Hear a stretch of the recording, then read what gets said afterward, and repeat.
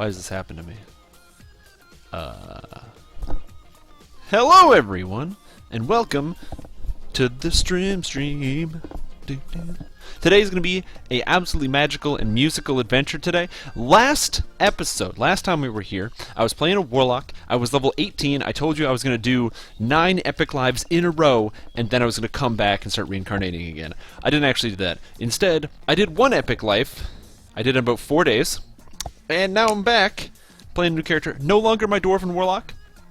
For those of you that were wondering how it went, Dwarven Warlock, the melee was incredible. It felt amazing, the fact that I could actually do consistent melee damage when I was doing other stuff. So with a Thunderforged weapon, Thunderforged orb, being able to constantly let the aura damage go out, and stacking up vulnerability stacks on an enemy, the melee damage went crazy, and it was extremely good in Legendary Dreadnought. The amount of damage I was doing was kind of unbelievable.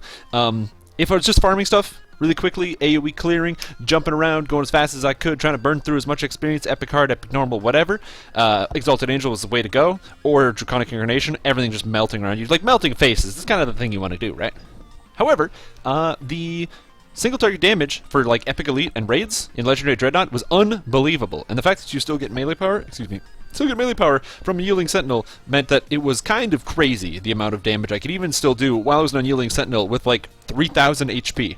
So, it was good. If you want to try the Dwarven Warlock, I highly recommend it. The melee was actually comparable. But that's not what we're playing today. I wanted to reincarnate. I wasn't sure what I wanted to do. I had a couple ideas bouncing around in my head. I didn't know where I was actually going to go. But judging by the name of this stream, I'm sure you could probably figure it out today, and today only, and probably next week too, we are playing a bard. So I got my armor here, my outfit. However, we are in fact low level. We're level 2. We're starting at level 2 today.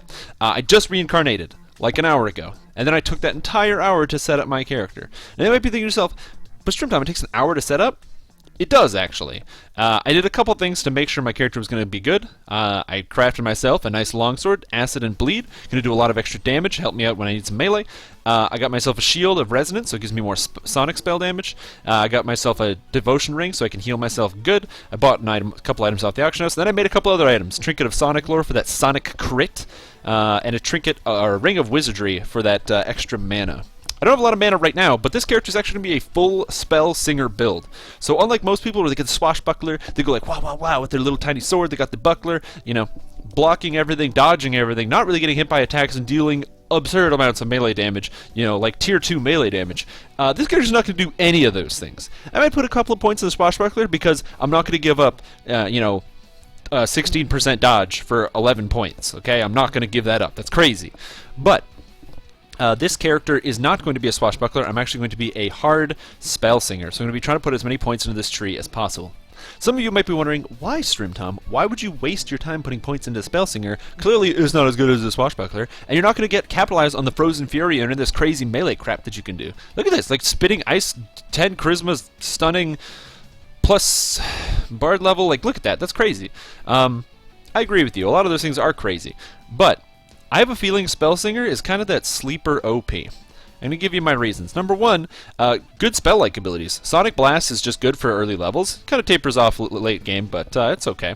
And then you get Shout as this awesome spell-like ability. So I have a very powerful spell-like ability that I get very early. I'll have it by level 3. Additionally, from this multiple enhancement selector, I can pick up Reverberate, so I can maximize, empower, quicken, and intensify this at no extra cost.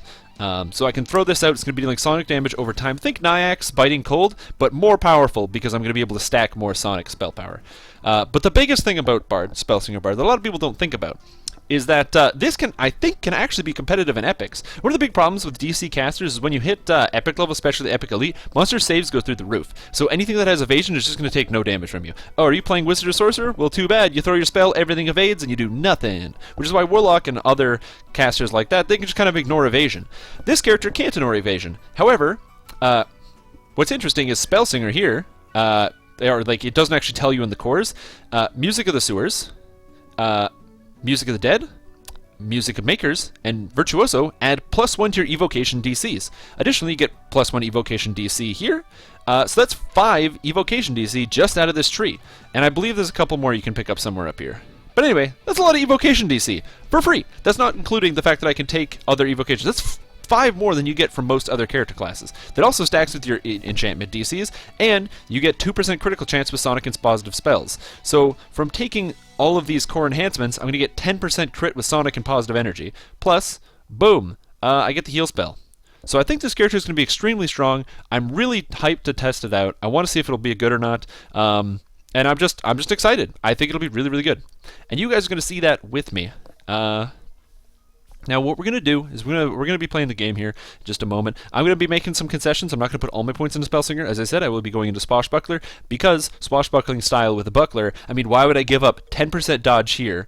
Where is it? This one. On your toes, 3% dodge, and then these 3 core abilities for, what is it? That 16% dodge. Why would I give that up? I'm not going to give that up. That's crazy. Of course I'm going to take that. That's unbelievably good. I will also be taking this this one here, fast movement, so I can run super fast. I don't really put a lot of points in War Chanter.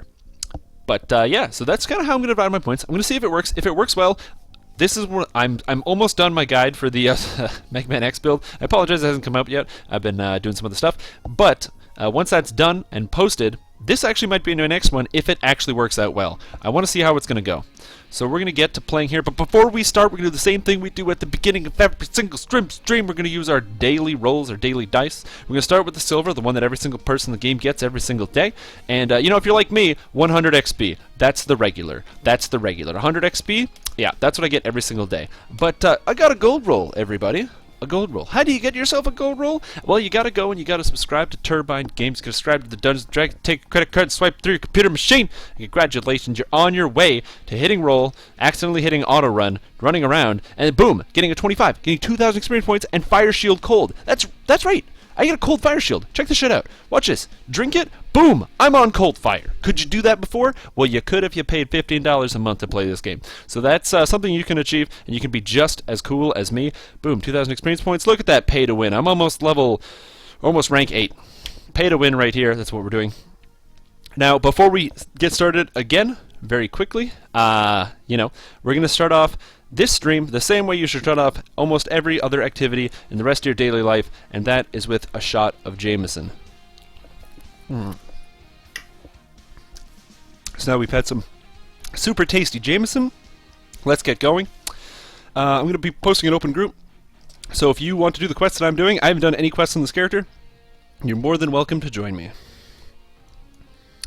This will be from 1 to 3, and we'll be doing all of the Korthos quests, starting in the rest of them.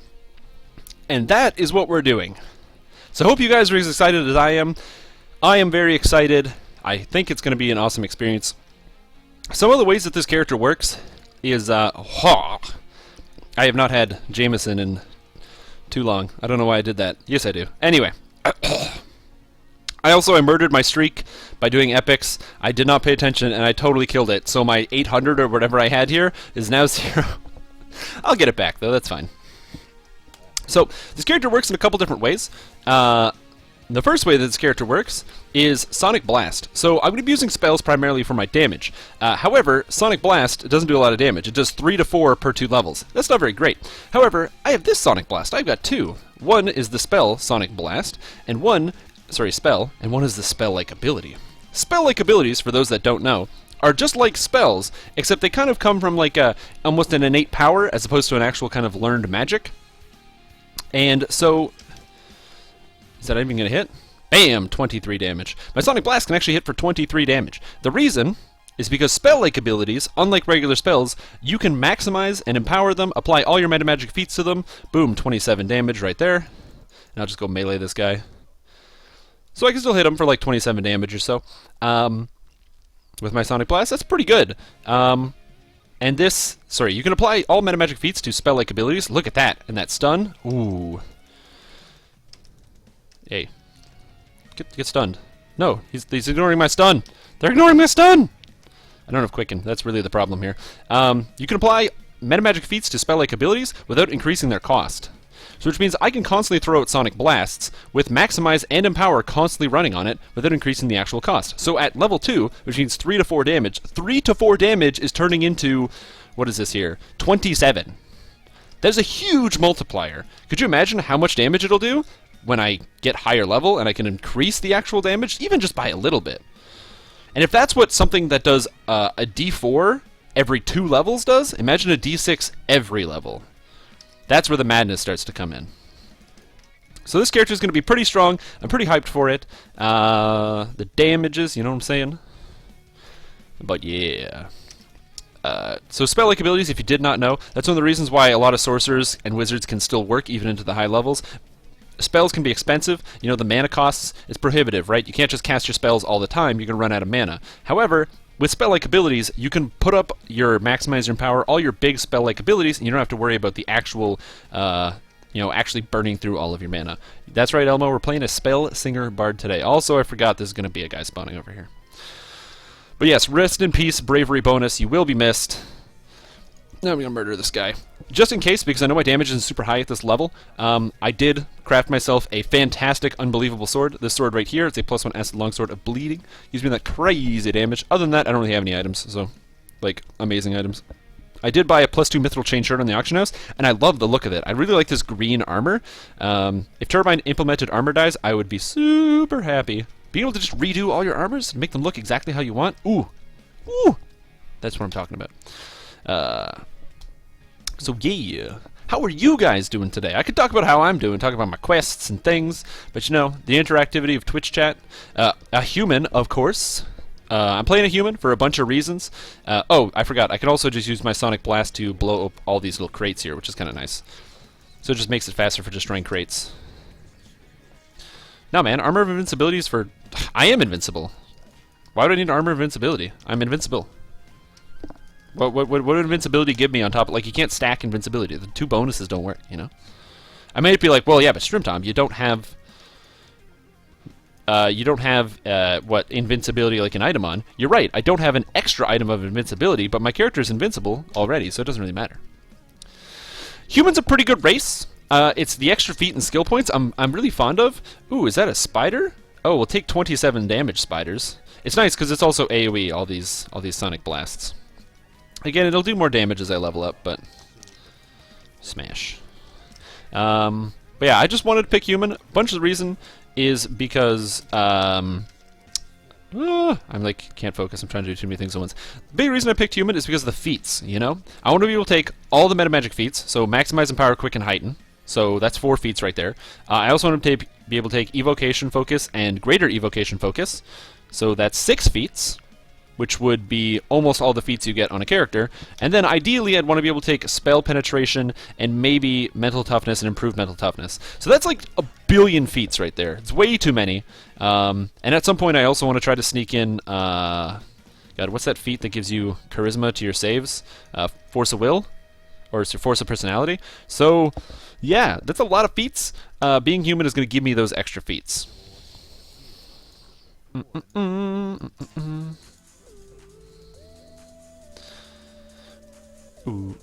ooh. Bam. So yeah, so it's pretty good. I'm hyped. Again, it doesn't really get to show itself until I get Shout. When I get Shout, this character is going to be bananas, you guys. Trust me. When you see me doing hundreds of damage with a Shout at level 3, you're gonna be like, damn, I am playing the wrong type of bard. Like, for sure, 100%. And responding to a chat message.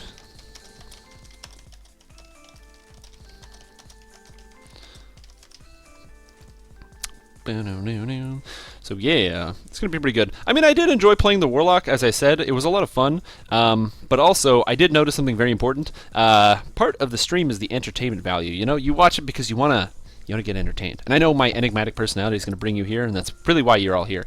But as it turns out, Warlocks are like super boring to watch. When you watch, like when I can literally get up and walk away from the keyboard, and I'm still beating the quests at essentially full speed. You know, that's it's not the most fun thing to watch, you know, to see. I mean, it was fun, kind of fun to play, but it wasn't the most fun. So I, you know, made sure I made some room, so that way I'd be able to do some other stuff. Get stunned! Ooh! And I destroyed the destroyed altar. So yeah. This character is not primarily going to be a melee. I have a melee weapon, like I said, just to supplement my melee damage that I need. I need to be able to kill stuff, so this is what? Stop at the Sahagin? No, Hayden's Rest. I like being able to just look in the corner there and see what quest I'm on. I should probably update my LFMs before I'm on the quest, but that requires work, and I don't want to do that. First life? No, no, no, no, no, no. This is my... I don't know how many lives this is. 10th? More than that? It's a lot. It's a lot. It's a lot of lives. I don't know how many lives this is. Let's see. I think this is my 10th life. I'm trying to go for completionist right here. So this is not a first life bard. I know it's not a first life bard because a couple things. I got a bunch of cosmetics on. This is not how my armor actually looks. You know, I've got a Levix defender here, and I've got a cosmetic green steel weapon. And also I have wonderful benefits, energy criticals, my blade forged from having blade forged past life, my blade forged benefit. Of course, you know, blade forged isn't the ideal one when you're playing a bard, but I don't have any other past lives from iconic races. I will probably be playing an iconic character next. I'm thinking of Purple Dragon Knight. I have a Purple Dragon Knight build in mind. Although it's not for the extra feat and stuff, it's mostly for the charisma to hit and damage. I find that very interesting, and I have an idea that might work. But it requires charisma to hit and damage, so... Unfortunately, though, this is not a first life character. If you're looking for like this would work as a first life character. I don't really have anything special. My stats is maxing out your charisma, you know. So like if you're like, man, I want like a first life bard character that's easy to play, you could just dump all your points into Swashbuckler, which is what most people do. But this character would work just as well as a first lifer. The important second or past life feats, things like Sorcerer for the extra DCs on your evocation, Favored Soul and Wizard for your extra spell penetration checks, I don't really have. So it's essentially the same thing. Dragon Knight Sorcerer. No, actually, my Purple Dragon Knight, or sorry, my Sorcerer life, I actually plan on doing as a Warforged because, you know, Warforged Sorcerer, man. Oh, Byron Sword Scout, he's got some kind of problem. He doesn't want to follow me today. But no, I'm not going to be doing a Purple Dragon Knight Sorcerer. That sounds like a interesting idea. Ooh, Lemon Peach. Welcome. I am just heading over to the Collaborator. Just finished Hayden's Rest. Oh, I forgot to do this. Korthos Elite. I forgot to actually type what I'm doing. No. So I'm torn, and I don't know what I'm going to do next after this one. It's either going to be... Ooh, Amulet of Inner Focus? That sounds good. It's either going to be a Cleric or a... or sorry, my next life is either going to be a Cleric or it's going to be a Favored Soul. They sound very similar, but the builds I actually have in mind are completely different between the two. Ooh, give me a hireling. My Favored Soul build, my plan is to play a Favored Soul tank. It'll be 6 levels of Paladin and 14 levels of Favored Soul. There's a couple reasons why I would do a kind of like a split like that. I want to be able to get... The idea is for it to be a full tank character. Oh yeah, Byron Sword Scout can do anything, man. And apparently we have Venric. Never heard of Venric, but apparently we have him. Oh, I forgot. Actually, I have Bard songs. Oh, I gotta turn up my game sounds. You can't hear it. I had my game sounds turned down because it was too loud. There we go. Now you can hear the game sounds. So let me... I'd play another Bard song, but I can't. But yeah, man, Byron Sword Scout's the greatest. But yeah, Purple Dragon Knight, Favored Soul, Paladin. The idea is I can max out Charisma and pretty much ignore my Strength. I won't really have a lot of Wisdom either. I'd have mostly Constitution. So it's mostly just Constitution and Charisma. Charisma gives me a shat ton of mana, so I'll be able to heal myself extremely effectively as like a melee tank. The Paladin levels will give me access to everything important out of the... Sacred Defender tree, so I get all the way to the top. I'm planning on capping out at about like 300 and some armor and about 200-ish, maybe like 220 physical resistance, and hopefully if I can get up to 130 magical resistance, that'd be ideal. The character just have a bunch of life, be super tanky, be able to get quick and empowered heals on myself, and do crazy damage. I don't know if it'll actually work though. We'll find that out later. But that's one of the ideas of what I want to do. I think it would be very cool. Using the Charisma to hit and damage means I can just have Charisma for the mana, but also Intimidate checks, man. Gotta have them Intimidate checks. Ooh, inspected goggles. What the heck? Is this... What is this item? Search 6, accuracy 3? Holy guacamole. That's an item, man. So I'm happy. Holy crap. Did you guys see that? Oh, I just hit this guy for 48 damage. Take that, Sahagin Whelp. That's what I'm talking to, spell damage. Boom. Oh, the guy body blocked it. No. 3 men. 3 men stun. Yeah, take this. So I'm just constantly throwing out spells here. They stay perma-stunned because it's an evocation save, and they can't move or do anything. That's kind of the idea here. Until I actually get shout, I can just perma-stun guys, so who cares? Perma-stun. Ugh. Get stunned. Stay stunned. Continue to be stunned. Okay, so here with Jacoby, you kind of ignore Jacoby, and you mostly focus on these fish people here. No, Jacoby's dying. No, the experience bonus for killing the fish people. Ah. Anyway, kill that guy. Boom, he's dead. No problem. No problem. Easy money, easy life. Visionary's Boots of Spell Sight. Ooh, that's what I'm talking about.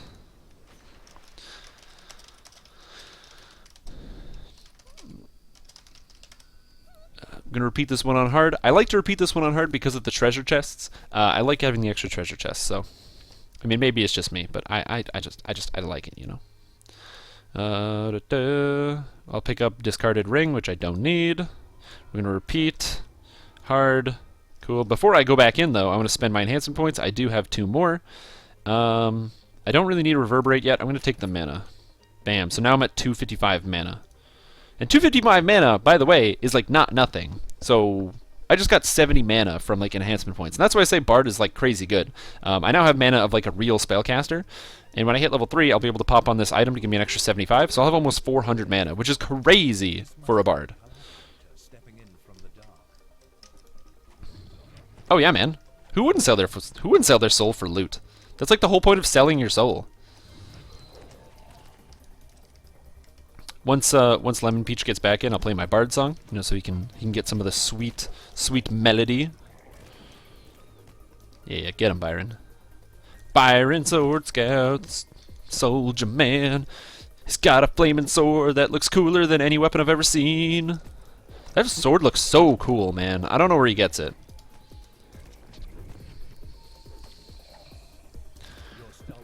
Oh, apparently this guy's not coming in. Cool. Sturdy cloak of electricity absorption. Well, I don't have a cloak yet. Or boots. I can put those boots on. Boots and cloak? Cool. I have electricity absorption. 12%. Why not? It's a pretty good item. Balance 3. Not too bad. Repeat after me. Byron, sword scout. Yeah, man. I am doing what I can. I'm trying to... It's hard, you know? Gotta talk to people, gotta play the game. And sometimes, you know I don't speak too clearly, and you might mishear what I say. But I'm just like you. I'm just talking about Byron Sword Scout. So when I hit level 3, I also get Quicken, which means this Sonic Blast is going to be hilarious with the speed at which I can throw this stuff out. I'm excited for that. I'm really excited. I really want to hit level 3. Ooh. But of course, it takes a lot of experience to actually get there. I'll hit level 3 before I do Misery's Peak, so that's pretty good. Get some. Now, of course, I'm not doing as much damage, as I said, as like a maximized... Ooh, 48. That's so good. I don't crit that much either. I'm not doing as much damage as like a... Ooh, the triple stun. Ooh, triple stun. Ooh, rest in peace, everybody. That's what I'm talking about. Triple stun into triple stun. I'm not doing as much damage as like a sorcerer would at this level, just because like maximized and powered acid spray, well, that's 2d8s. I'm only dealing 1, my friends. So I'm not going to be doing as much damage as that. But I can try. Getting that 55 damage crit was really satisfying, so I'll take it. Bam. Also, I just realized I have like loot gems I should be using. I have like a medium Jewel of Fortune. I'll use that on the next quest, because I want to make sure I'm getting my loot here. I have potions just in case I run out of mana. I don't expect I'll run out of mana that often. However, I do have cure spells. I took Cure Light Wounds, largely not for myself, but mostly if I play with other people, I want to be able to cure them and help out. Because especially if you're playing with other players, especially new players, you know, always when you can, do what you know, try to help out other people. That's why I like playing characters that just have even a meager amount of healing. Because it means that if somebody takes a bunch of damage, instead of them being like, oh no, what will I do? You can just heal them back up, you know? Stopping Sahagin next. Bam. Let's go here. Stopping the Sahagin. This is elite.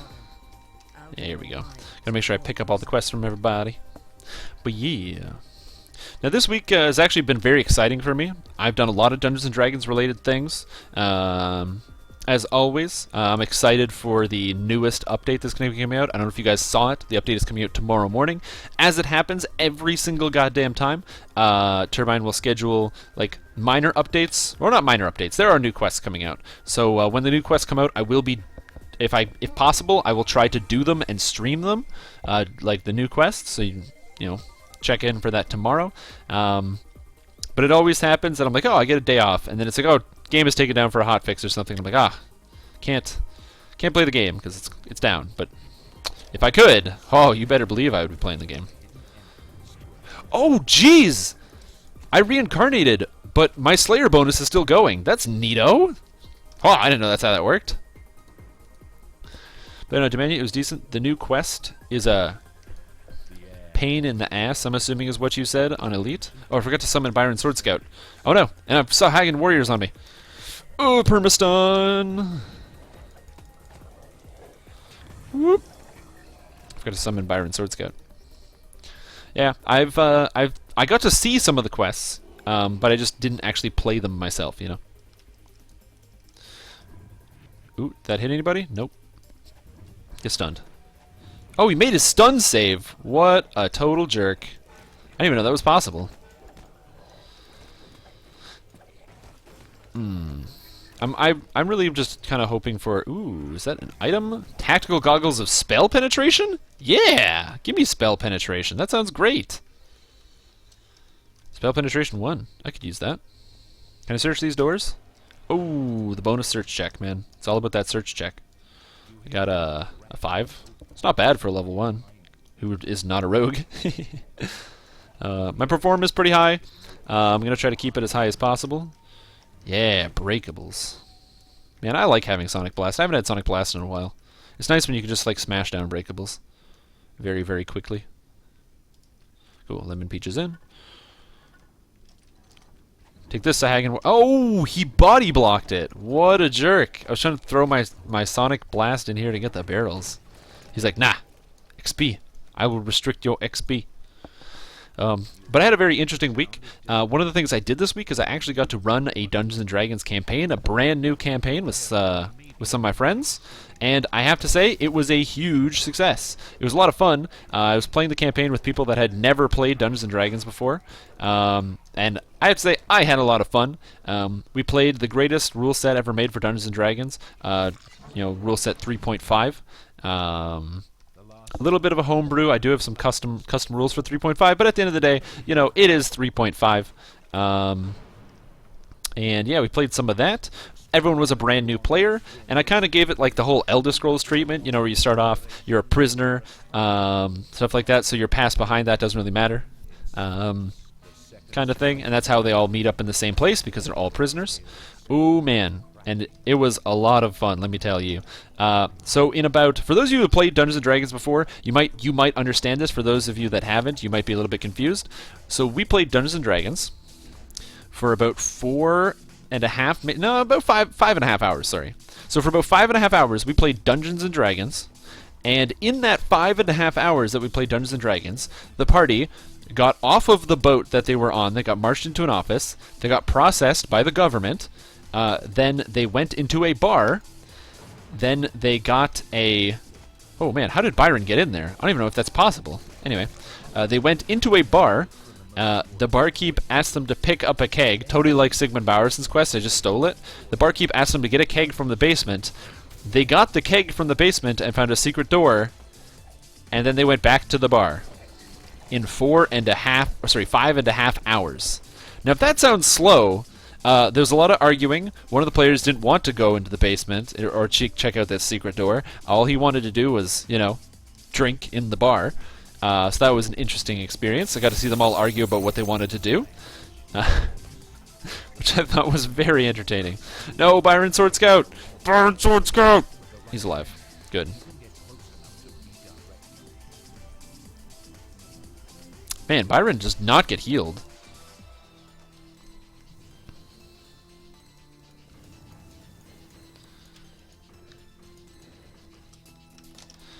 So that was pretty exciting. I think my favorite experience was that one of my players was playing an Elven Ranger. He's a big fan of Drizzt and Legolas. So he's like, man, I want to play an Elven Ranger. So I'm like, okay, man, sounds good. So he goes and he plays the Elven Ranger. And his dump stat was Charisma. And the first thing that he does is him and his buddy, well, not the first thing, but him and his buddy, they go into the basement. They're trying to get this keg, and they don't know which one it is. So they're doing like a quick search around to look. And he's searching, and he finds a magical ring on the ground. And his friend is like, hey, did you find something? And then, you know, my buddy, the Elven Ranger with no charisma, is like, no, I didn't find anything. And so I'm like, okay, so you're trying to bluff him. And he's like, oh yeah, I'm trying to bluff him. I'm like, all right, so roll your bluff check. Of course, the guy's got like a minus on charisma. So he rolls a 1 and fails his bluff check. And so the guy's like, come on, man, you're hiding something from me. And he's like, okay, I found this ring and whatever. And then he goes back upstairs to talk to the barkeep because they lift up the keg that they were supposed to get, and it finds the secret door. They lift up the keg, and then all of a sudden it's like, oh, the secret door slides open. So they're like, okay, let's go upstairs and like, get some help to explore this area. So he goes upstairs, and the barkeep's like, hey, why are you here and not bringing that keg with you? And he's just like, it was it was too heavy for me. And I'm like, all right, so roll your bluff check because you just lied again, and you're trying to pull the wool over somebody's eyes. Again, rolls like a 1. God, it was so funny. And then I'm like, why are you lying? Why aren't you just telling the truth? There's nothing to hide. It's not like it's their secret tunnel. They just found a secret tunnel. Oh God, it was too good. And it was a lot of fun. There's also a lot of beer that went around, so.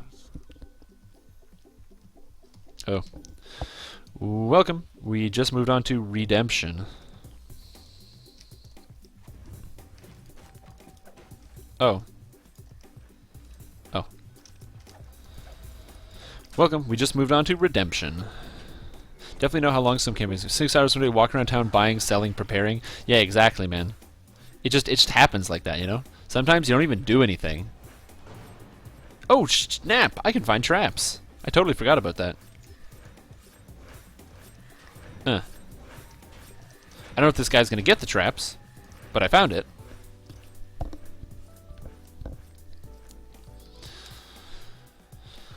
But yeah, it's cool. It's interesting because it's one of those things where it doesn't, from the outside perspective, you're like, man, you spent like 6 hours.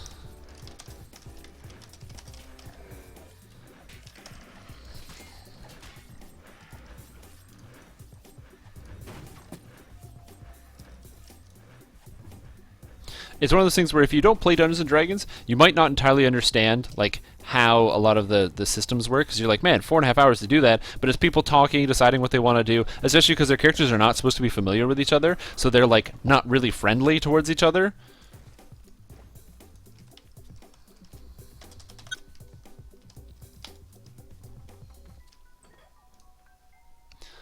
So yeah.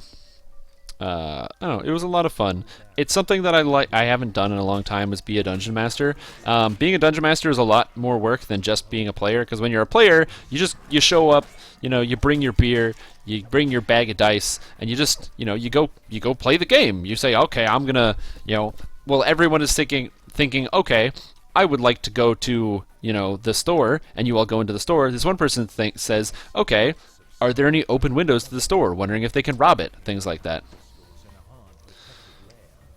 Made up of 5 different towns to no end. That's funny. Hey, what's up, Team Durocan? Durocan? Sounds like Duratan. But I don't think you are Duratan. This is a level 3 barbarian that only has 112 health? I am just blown away. How is that even possible? Who in the flame are you? So this is nice because it means I can actually keep Lars Hayton alive. With all these people, I don't need Byron though, so I'm gonna dismiss Byron. He's not really helpful here. The Sahwagon. But it's a lot more work to play as the Dungeon Master, but it's also that much more rewarding. Sure, you have to spend a lot more time, thinking of each individual adventure and doing what you can to try to, make sure everybody's having, like, a certain amount of fun, and you have to think of all the different aspects that players can take, because some people might not want to don't have quite the interest that you think of in your campaign. For example, one of my players, the first thing they did when they got into town is he asked me a question I hadn't really thought of, which sounds obvious, but he wanted to investigate one of the buildings that was directly in front of the office that they came out of. And I hadn't really thought about that specific building. I'm like, well, it's a house, and I know that this person lives there, but what's in the building? I don't know. I didn't think about what was in the building. And so your players will often, with their differing ideas and how they want to play the game, they'll challenge the way that you think about the game. And they'll give you different ideas of, like, okay, this is what I want to do. And as you get to know your players, you can kind of build a better game and a better experience for everyone. But until you do, man, you can get some really, their hits or misses. Especially when you're playing with players that have never done it before, they don't know all the options. So I definitely gave them hints sometimes.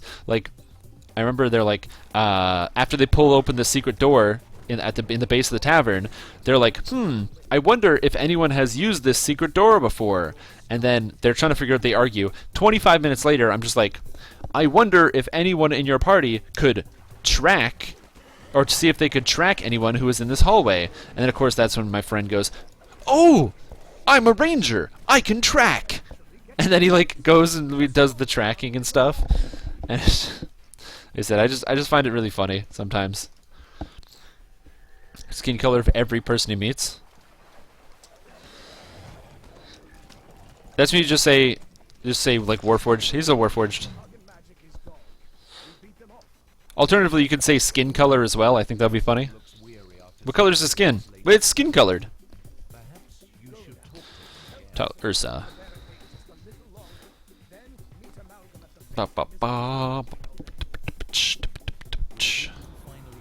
Cool.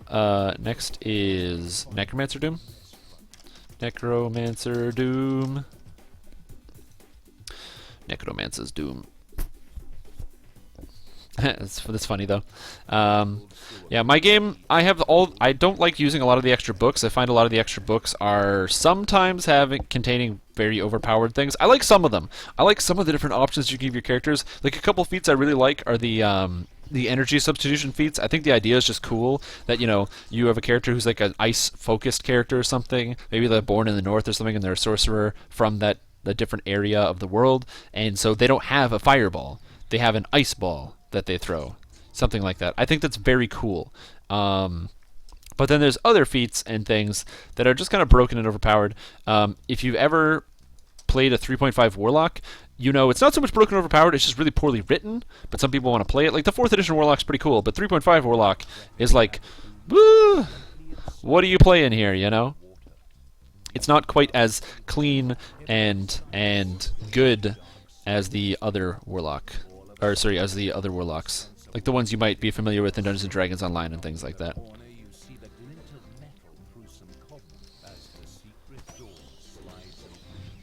Man, I really want Quicken so I can actually hit stuff. I find even I can't play without Quicken. I don't know how players play without Quicken, because when I don't have Quicken, most of the monsters, especially the bats, they just run behind you, so you can't hit them with your spells.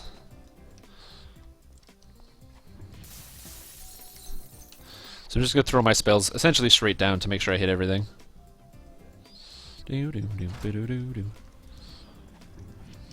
Yeah, take this. But sometimes your players will just do stuff that you don't expect, Sometimes it'll be like you'll tell a man, oh, there's a man on the street. He's crying and sobbing. And then one of my players, the first thing he says is, all right, does he have anything on his belt that looks like it might be a coin purse? And I'm like, sure. And he's like, yeah, he looks like he has a coin purse on his belt. And he's like, cool. So if he's crying, he might be distracted. Maybe I can take his coin purse. And I'm like, no, you don't steal from the vulnerable. I mean, you do steal from the vulnerable. That would make you a good thief. Not like an effective thief if you're stealing from the vulnerable, but that's not the mentality I want to foster in my players. And they're like, well, you started me as a criminal, right? I'm like, I guess, yes, I did. I did start you as a criminal.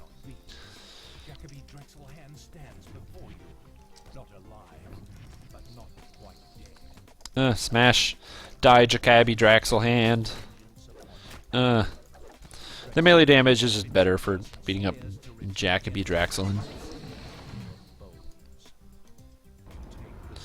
Cool. Sacrifices, and then level, then misery peak. Why do you play pen and paper with a grid? I tried it with fully with movement yet myself. Yes, I do play with a grid. I have a mat that I inherited. If you're looking for a mat, I highly recommend, if you have any gaming conventions that happen to go on in your city, check those out. I live in the city of Ottawa, so we have here, there's a couple conventions that will come up. One of the bigger ones that I try to go to is Can Games, that comes by every year. It's a fun convention, and they have all sorts of different stuff. There's a couple of vendors, and because it's like a cool, like nerdy gaming thing, you know, they'll have guys who have the kind of materials that you might need to run your own game, like miniatures and figures and mats and grids and things. Yes, this is the mat that I use permanent marker on. 100%. Not only is it the mat that I use the permanent marker on, I tried to get the permanent marker off. So behind me, maybe I can show this off because I'm not really doing too much. I'm just quickly grabbing all the locations. Behind me here, am I auto-running? Yeah, I'm auto-running, cool. So behind me, I have, can I show this off on stream? Yeah, so behind me here, I have, boom, can you see here, acetone? I got some industrial strength acetone to try to take it off, this whole gallon of acetone, to try to take off the permanent marker. I didn't need the whole gallon, but they only sold it by the full gallon, so I was like, well, whatever, I have this whole gallon now. So I take a little bit of the acetone and I try to get off the permanent marker, because I've used nail polish remover to get off permanent marker, that kind of thing. So I figured, well, nail polish remover is like 7% acetone or something. 100% acetone should work 100% better. And it stripped the foam mat that I had. It stripped the backing of the mat. It stripped the grid of the mat. It stripped everything down to a bare white. But it did not take off the permanent marker. The permanent marker stays permanent. And I'll tell you something, that is definitely, like, it's an effective product. You know, the marker was in fact permanent. You know, I can't argue with that. So the marker just was permanent. So, oh, was there a spider here? So it didn't work at all. I was unable to get the permanent marker off of the surface. However, I now have a gallon of acetone I don't know what to do with. I can light it on fire and explode. I'm actually kind of worried about having it in my house. Not because I think I would do anything dangerous with it. Like, before I used the acetone, don't worry, I took all the proper precautions, because my background is from, like, biochemical science. I do have, like, you know, I got out all the proper materials, safety mask, you know, goggles, gloves, everything like that. I was very safe when I used the product, and I did it in a well-ventilated area. Like, it worked. It did strip the surface. It just didn't do what I wanted it to do, which is unfortunate. So, you know, there's that. Did they not do any optionals? Oh, they didn't do any of the optionals. Okay, that's kind of good. Well, I guess that's fine. But yeah. What's up, Delusional Travesty? I was just telling a story of how I destroyed my mat. I'd show off what I destroyed, but it's in my car. I didn't get rid of the whole thing. It's just the permanent marker is now permanent. I've considered redrawing the grid with the permanent marker, because I figure if it's never going to come off anyway, why not just leave it there? But yeah, man, acetone. Don't screw around with acetone, okay? But now I have this highly explosive flammable acetone in my bedroom, and I don't know what to do with it. So if you guys know any uses for acetone other than cooking meth, actually I don't think you use acetone to cook meth. I could get some methyl hydrate, that would work, but dry erase right over the permanent marker. Try erasing that. It works on whiteboards for me. I'm not sure if it would work. I could try that, because you're supposed to use a dry erase marker. I like to use wet erase markers more than dry erase markers. But that's just me, personally. I could try bleaching it. Thing is, I'm kind of okay with it being a permanent fixture. It wasn't too expensive of a mat. I think it was like 50 bucks or something. So I'll probably just, you know, maybe in the future buy a new mat. It still works. I just took off like a small chunk of it. Where it's got no color and no grid. Yeah. But that's how you learn, right? If you want to learn and grow, you have to make mistakes. And sometimes those mistakes are destroying your own property.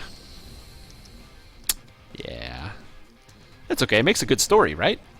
Like I said, just like the Dungeons & Dragons adventure campaign, I had a ton of fun playing Dungeons & Dragons with my friends, but it's really hard to describe that to other people, exactly like, you know, the experiences that you have sometimes, because if I, like I said, try to tell you, oh man, you know, we did this thing, like we went in this building and all that stuff, it doesn't. 3x3 room with a secret door on one of my mats? Yeah, exactly, a permanent 3x3 room, it just never goes away, man.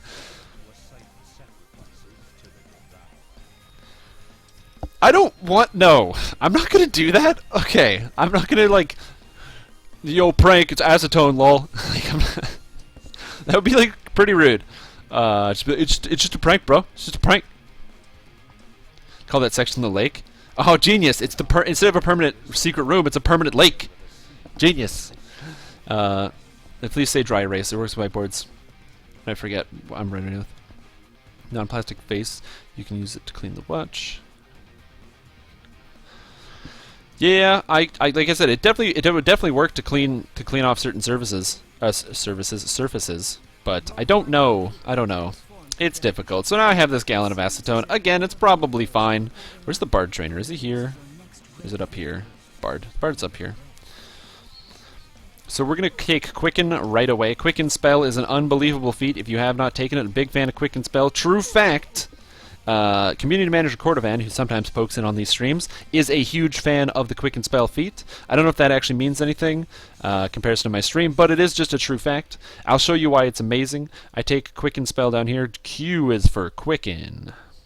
Bam. Take Quicken Spell, like so. I get an extra spell. Ooh. Auto Stance? That seems pretty good. I think I might take Auto Stance. Detect Doors also seems pretty good. We're going to take Auto Stance, because that just seems really good. And I get Inspire Competence, which is cool. And I have one action point. Oh, baby. I'm going to dump that action point into my core here, Music of the Sewers. Now, this makes it so Mesmerize is more powerful. Totally useless. Mesmerize is like a useless ability. I mean, sure, some people can use it, but the most important thing, +1 to my enchantment, evocation, illusion DCs. That's +3 of the DC of 3 of my spells, and 2% crit. Whoa. That is what I call a core ability. And I'm going to get to do that a lot more. So I'm very excited about that one. I think I have other quests to hand in. Goggles that I don't care about. Just give me... What did I take? The Goggles of Insight? Does that do anything? Oh, and now I get to equip Trinket of Sonic Lore. So 13% extra crit on my Sonic spells. And a Ring of Wizardry 2. Which replaced... Oh, I didn't want to replace that. So now I have a Ring of Wizardry 2. So I have 360 mana as a bard. Which is not too bad. Might give me Spell Penetration. I don't think I really want any of these. Heal +3? Yeah, I don't care about any of these. So I'll just take the gloves that give me DR1, because DR1's pretty good. Get rid of this. Cool. So let's go. There's somebody... Oh yeah, I gotta talk to the guy out here. The quest. I believe it's, what, 2 more action points and I can get some more? Acetone used to be in Nail Polish Remover. So it does. It dries very quickly on the skin. It is... Acetone is still in Nail Polish Remover. It's well, at least here in Canada, it's 7.5% acetone is Nail Polish Remover. I'm going to update this to Misery's Peak. So 2 to 4. Misery. It's in here. Misery's Peak. Last Korthos Elite Quest. But yeah, acetone is still in nail polish up here in Canada. Boom! Oh, I forgot. I'm supposed to quicken this. Quicken. Always on. Oh, what's up, Devour Minion? Take that. 27 damage. Just like, boom, I can pop off that 27 damage. Like it's nothing.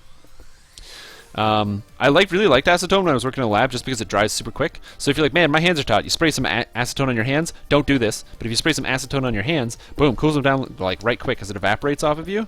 Super nice. He's very nice. Cool.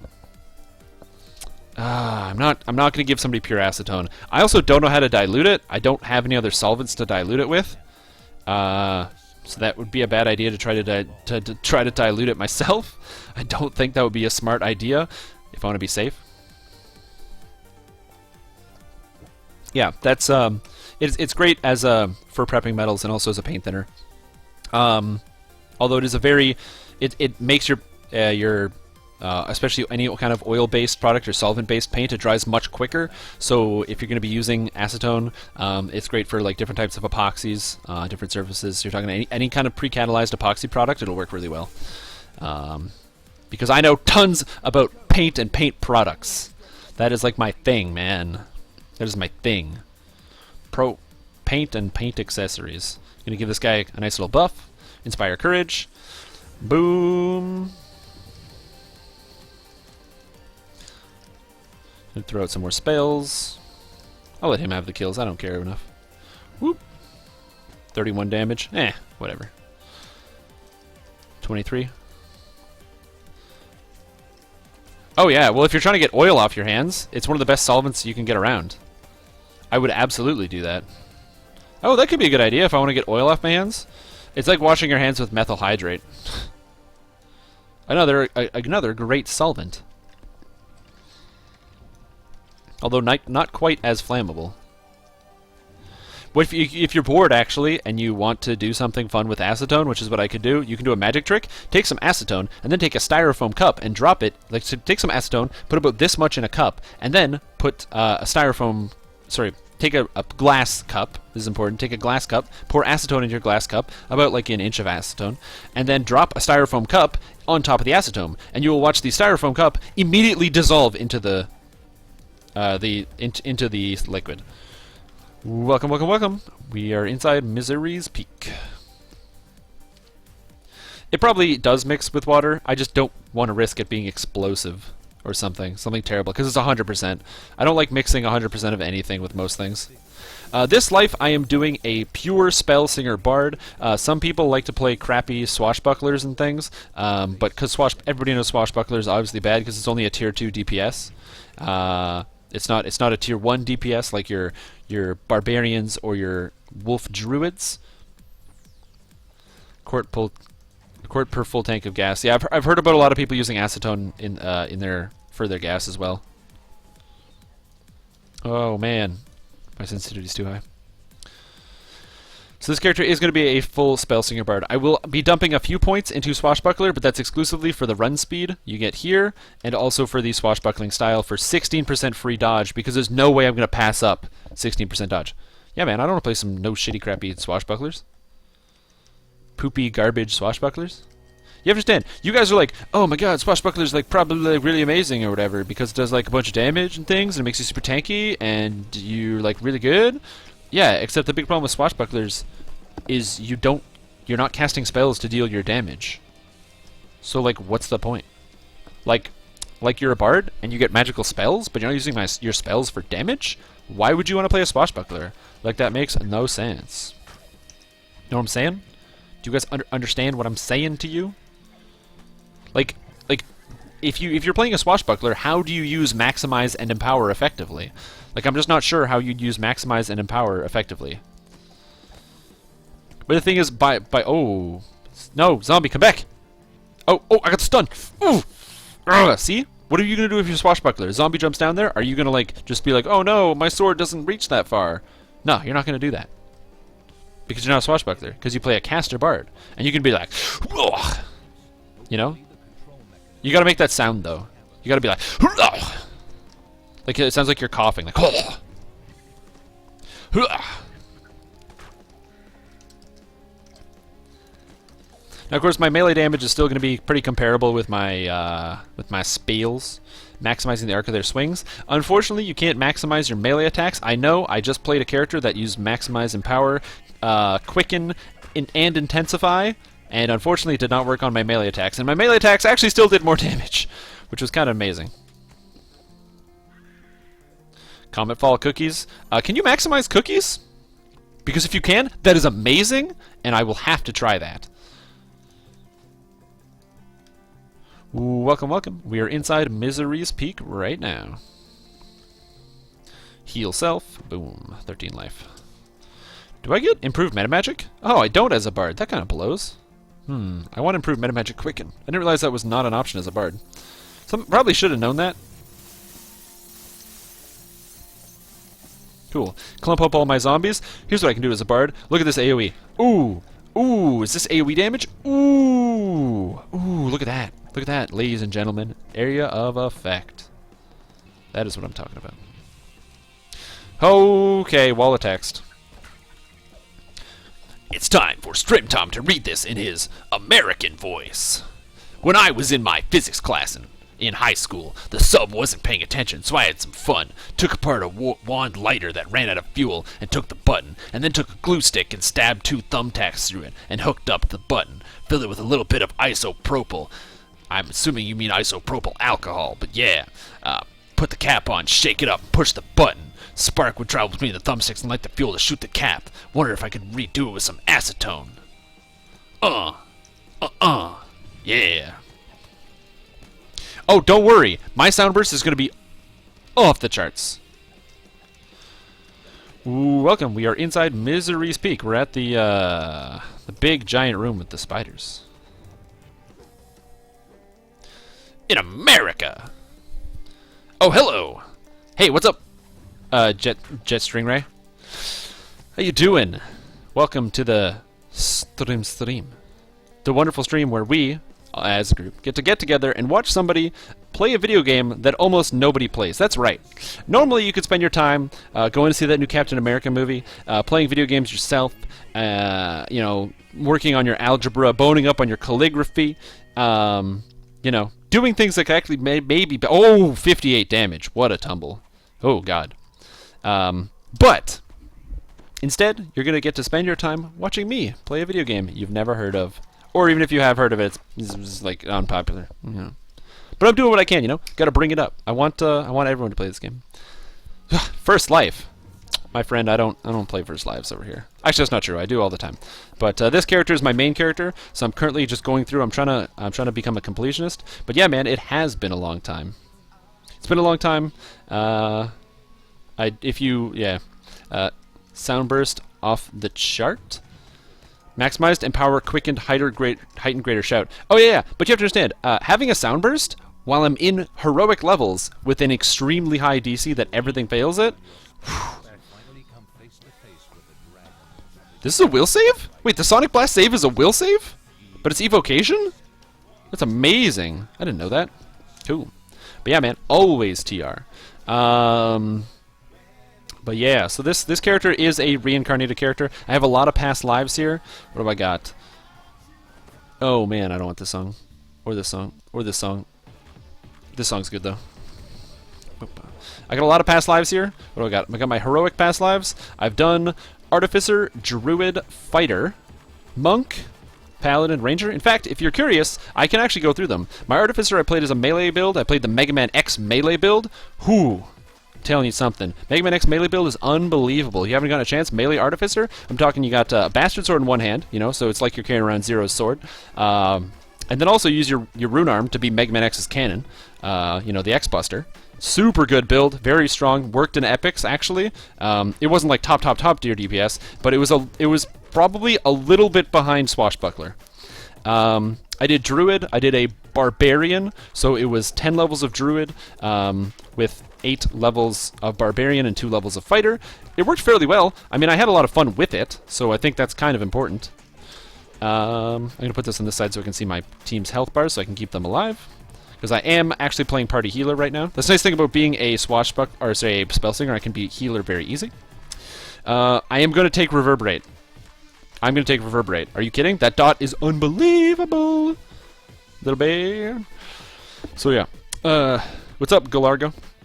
Then I did my fighter level. My fighter life, I played as a gnome, because this was when the gnomes came out. I reincarnated into one first day, and I reincarnated into a gnome fighter. And the reason for this is because I wanted to know, how good is the gnome? How good is the gnome? So I wanted to play a character class that the enhancement trees were so bad, I didn't want to put points into them. Man, that missed. And by not putting any points into the fighter enhancement trees, I could really test out the gnome enhancement tree. And what I learned is the gnome enhancement tree is very, very good, and Kensei is not actually as bad as it seemed. Of course, it's still not competitive with other classes. The new Kensei changes, though, I think Kensei is going to be very, very strong, especially when combined with the gnome tree. Getting that free blur and the extra base damage on like short swords, dual wielding short swords will be a very, very good thing to do in the future. So I played an intelligence-based gnome fighter, and it was hilarious. Pure fighter. And yeah, barbarian, because it was obviously a bear druid. Bear druid, I learned, is terrible and garbage. If they can clean up the animation, it wouldn't be bad, but the animation is horrific. So until they fix the animation, it's pretty much unplayable. It was really tanky, though. I had a lot of armor class and physical resistance rating, so... Oh yeah, I'm hyped. Then I did a monk. I played a pure monk Kensei. Oh, sorry, not monk Kensei. Pure monk Henshin Mystic. So I used spell power and spell damage to use all the Henshin Mystic abilities. Talking about the Key Bolt, the Incineration Wave, other things like that. And it worked. Oh, and to make sure I was maxing my wisdom and not really using strength. Most people would use a staff when they're playing Henshin Mystic because you get it. The thing you don't realize, and this is why Henshin Mystic is, I think, probably the worst enhancement tree in the whole game, is that Henshin Mystic using a staff is a really bad idea. When you're using a staff and you're dual wielding, or sorry, two-handing a weapon, you don't generate enough ki because you don't hit frequently enough to actually power all your abilities. So if you're using a staff, you're not casting any of your abilities, unless you're in Sun Stance. Then you generate enough ki. But if you're in Sun Stance, then you're, again, still not using your abilities because you have -2 on the DCs. And as you get to higher into epic levels and even later in heroic levels, monsters have higher saves. So you need to be making sure you're paying attention and maxing your DCs and getting them as high as possible. So yeah, so to compensate for that, I used Flame Blade, which may not have been the best idea, but Flame Blade, from taking Druid past life, allowed me to use my Wisdom to hit and damage, and I could dual wield weapons. And they counted as key weapons, even though they were scimitars, because I generated them out of my own pure force of will. Misery Peak. And it worked out pretty well. It just... Henshin Mystic is the worst worst tree in the whole game. Don't play one. Just don't play one. All the abilities are bad. They barely scale. You can't apply meta magic feats. It takes a long time to generate the key. It's just complete garbage. Never ever play Henshin Mystic, please. If you want to play a staff character, play a rogue. There's no reason to put any points in Henshin Mystic. It's just the worst in the game. Bringing the light. After that, sorry, not after that. My first 3 lives in this character were actually Paladin, all 3. Paladin, Paladin, Paladin. I did that because I wanted the healing, and also because I played Vanguard. Vanguard is, I think, my favorite quest in the game. Or is it a quest? Character class, like archetype. Vanguard. Vanguard is the coolest. I just think Vanguard's awesome. You get to be a character with a shield, but you're killing people with your shield. Other people are like, oh, I'm going to hide behind it. No, Vanguard is like, boom, you slam someone in the face with it. Get him right in the neck. Knock him down. God, Vanguard makes you feel like a boss. Especially your shield slam, when you actually do the stun. It's just like, whoosh, and they get stunned. I love the animations on it. It's absolutely delightful.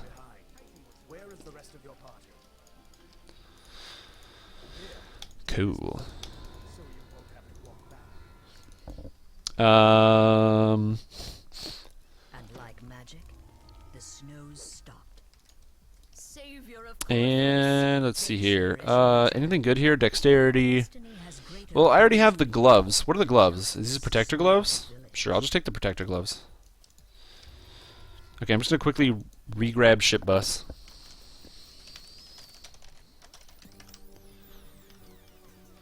Cool. I'm gonna re-grab my ship buffs. And then what did I do after my Paladin lives? If you haven't played Vanguard, I highly recommend it.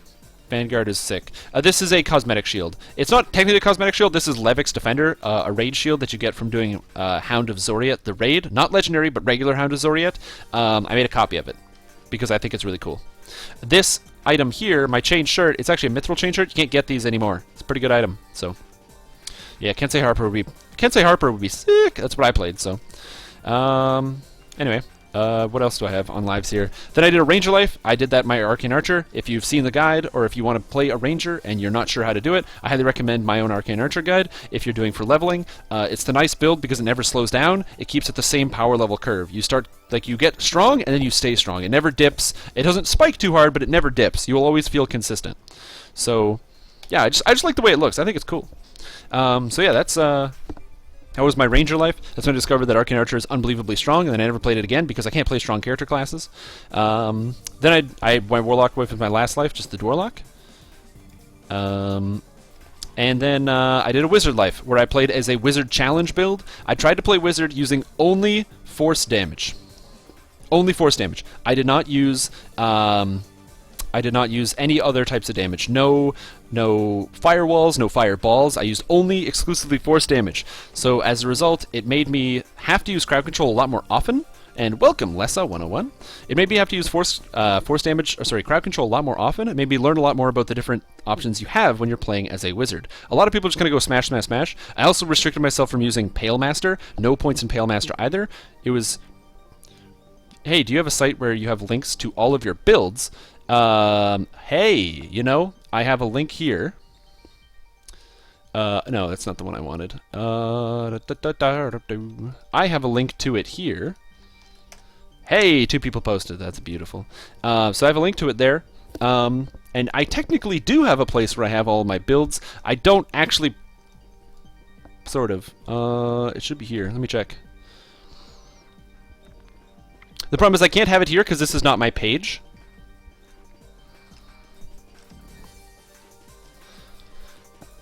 This is here. I actually have a character page on the DDO wiki for this character. It's a little behind, though. Sorry, I hadn't picked it up, bud. So yeah, that's there. Okay, 9, 8, yeah. I need 1 more point. So we're gonna take Reverberate here. Do I want Reverberate? I don't think I need Reverberate. I think I do too much damage. I think I'll save Reverberate for later. I think I'm gonna save up and take Marigold Crown for evocation spells. But yeah, I'm gonna be updating that page. It's kind of behind, actually, because this is supposed to say a lot of things. It doesn't have my Barbarian build. Man, the problem is I've been doing a build a week, like reincarnating by the week, which is too much. I've been playing a lot of this game, so I'm trying to not do that.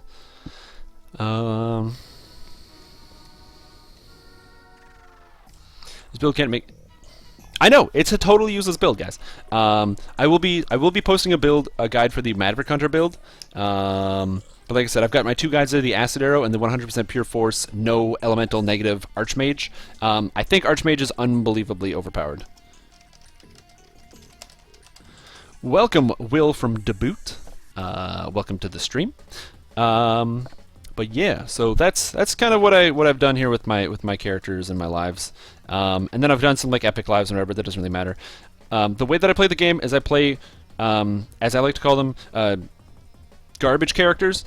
You guys will pick the abilities that are good. You'll play swashbucklers, things like that. I pick Spellsinger. You know how many Spellsingers you see? You don't. Nobody plays Spellsinger. So that's my job. I come here, I play it, and I'll tell you how good it is. Alright. We'll wait for everybody to get in so we can all go at the same pace. Abandoned it back in the day because my DDO and the API went away. That I was going to use...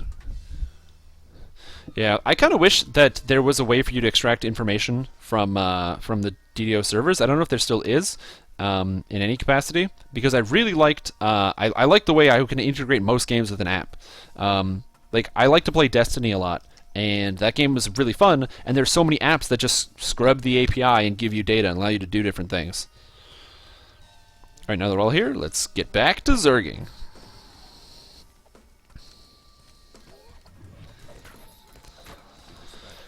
So, I mean, that'd be pretty cool. Could you imagine if there was a guild app, something like that, or something that allowed you to check your characters or stats? There was for a while or there still is, it's on the App Store, an enhancement tree app that has enhancement trees. The problem with the enhancement tree app is it's very out of date. So it doesn't have updates to a lot of different character classes. It doesn't have Warlock, things like that.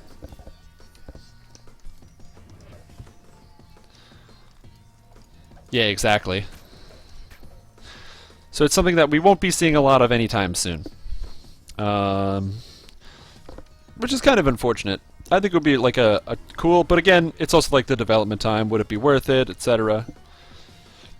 It's really hard to say. Ooh, I can use this one. Bam.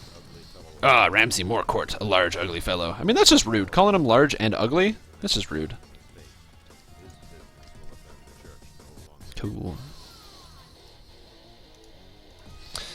Smuggler's Ruby next. What's it called?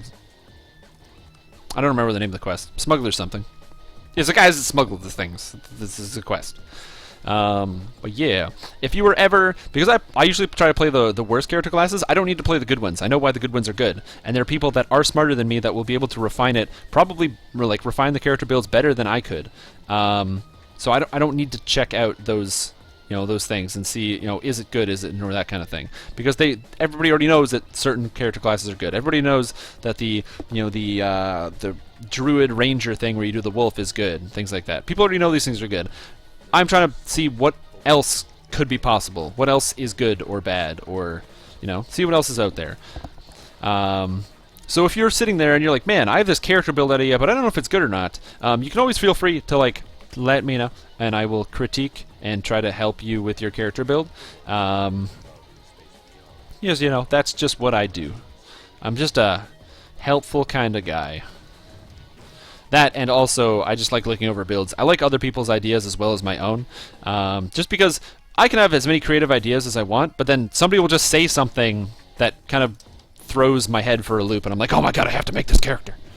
So, especially when I see something happen, like if I see somebody with a cool build.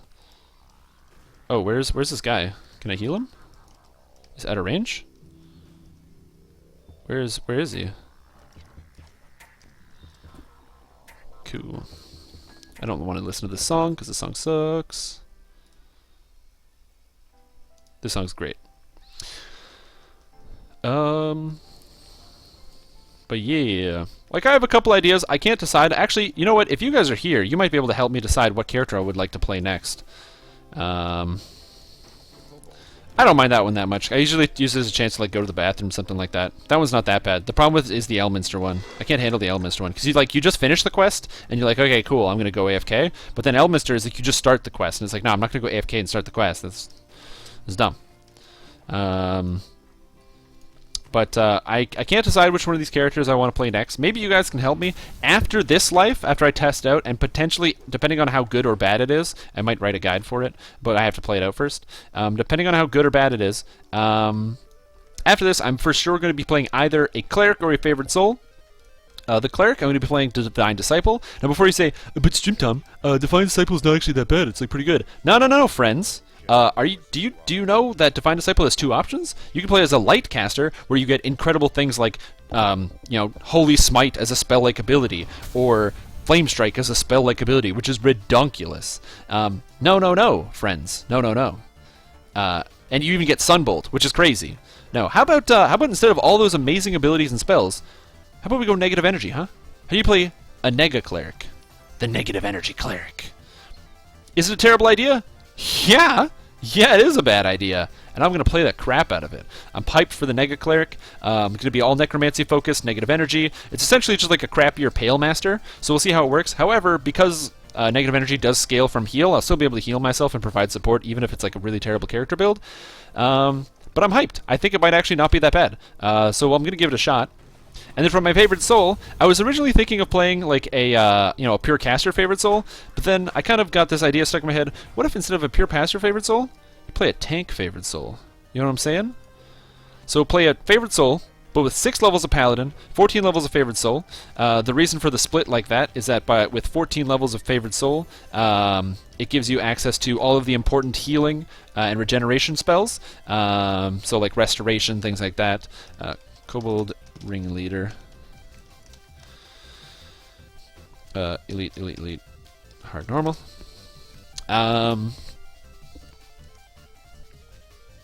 It gives you access to all the great regeneration spells and healing abilities for yourself and other players. However, the 6 levels of Paladin, anything good here? Insulated chain shirt, Radiant of whatever. Yes, I would like the quest. Corrosive.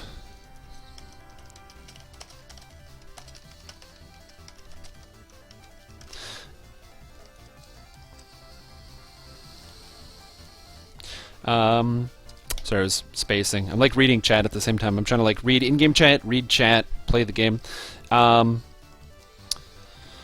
Oh man, that's not a damage spell, that's a healing spell. That's... Okay, I have to move this. I keep healing myself by accident. Let's put this here.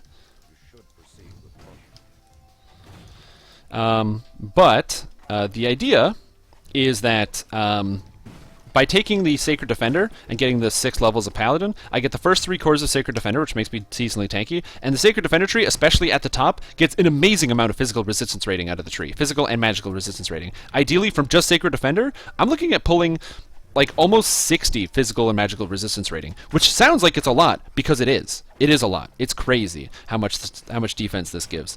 And then going full tank, Unyielding Sentinel, the whole works. I'll do it as a purple Dragon Knight, so I'll have to use a lesser heart, but this will allow me to concentration checks.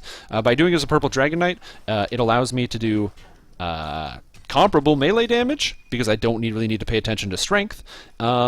And also, it allows me to have very high mana, very high saves from having 6 levels of Paladin, so my extremely high Charisma will bump up my saves like crazy. And also, I'll have the ridiculous Intimidate to keep on top of targets and keep them actually attacking me. I think it could actually be good. Not the best melee damage, but enough to hold aggro. And the idea is that this character will never die to any monsters. And if my character dies, I'm probably just going to instantly delete it. So... that sort of thing. So we'll see. I'm hoping it'll work. It seems like it'll be a lot of fun. I don't know if it will be, but I'm going to try it out. I really like playing tank characters in DDO.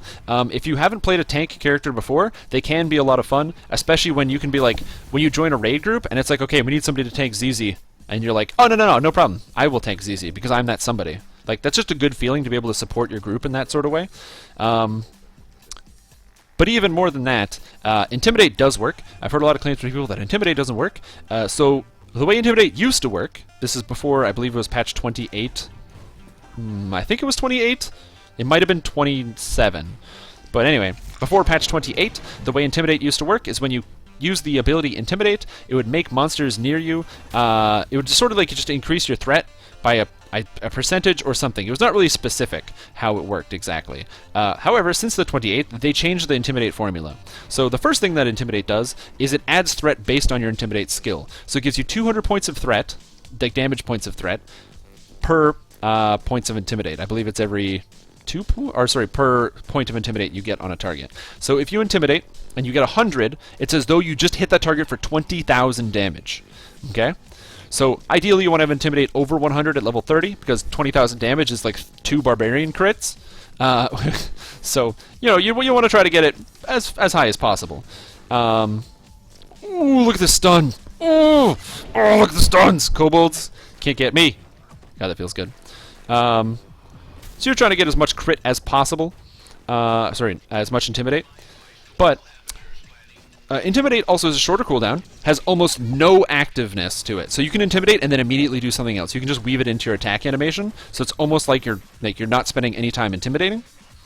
And then even better than that, Intimidate automatically readjusts aggro. So if a monster is mid-swing on somebody else and you cast Intimidate, it'll readjust the threat and the monster will stop and turn on you.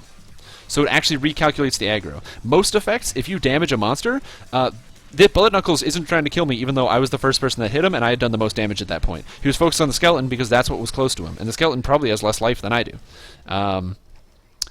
Because DDO monsters don't change aggro right away. They're designed sort of like regular monsters.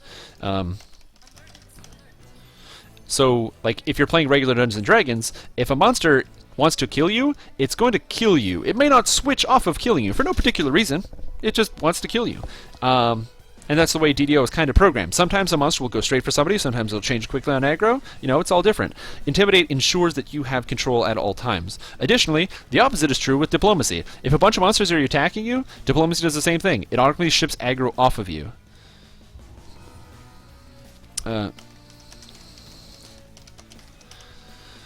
Dire Radiant of Open Lock, Resonating of Kinetic Lore, Short Sword. Cool, that's 58.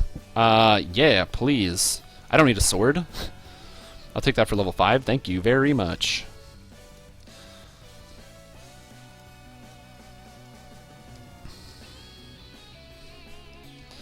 Is everybody out? Nope.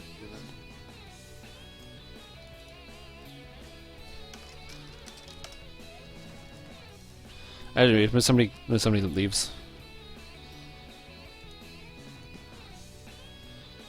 Recall. Ah. Cool. Elite. And now we're doing the fast version. But yeah, so Intimidate's amazing. It automatically reapplies threat, so if you want to tank, you can, because it just reapplies threat, man. Diplomacy does the same thing, which I actually should have here, because I have points in it for a reason. I can use Diplomacy to sort of stop monsters from hitting me. So all these monsters are going to be attacking me. Oh. Wait, what? It's because it's the door, it doesn't do anything? No. Get out of here. Kobolds. Goodbye. That's why I like area of effect spells, so I can do that. Sure, it's like a D2 damage, but whatever. I don't care. Because they don't care either. They're just going to take it. They're like, what? It's only a D or a D4 damage. Sure, I'm going to die. Diplomacy. It's 15. So when the monsters, they go to attack me, I'll just be like, nope, Diplomacy, and then they don't attack me.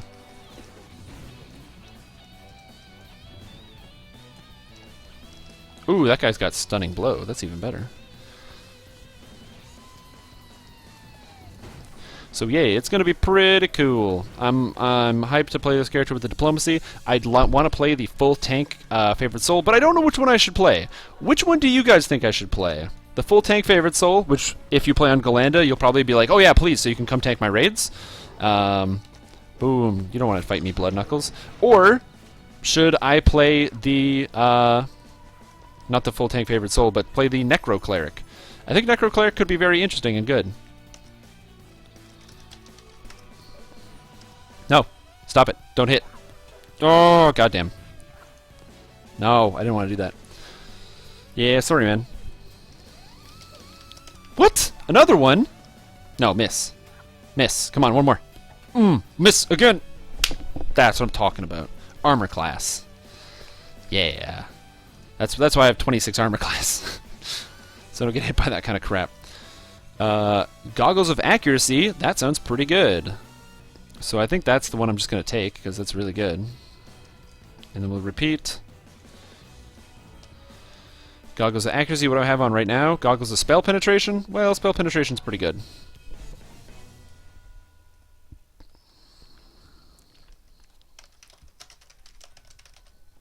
The scurrying feet of kobolds can be heard nearby. It's likely you will encounter several of them in the next room. Alright. Woo! Yo, because I do what the viewers want, you know? I do what the fans want. Because I'm going to be playing both. I'm going to be testing it out. I'm not sure which one would be more fun to play. I think the Negative Energy Cleric might be pretty good. One, it's largely because the spell-like abilities are a little bit better in some aspects. So one, oh, that crit, though. Yo, Grundok, back up. Back up, Grundok. That crit was uncalled for. That was an uncalled for crit. That was kind of crazy. But I think the Sonless spell-like abilities are going to be way better.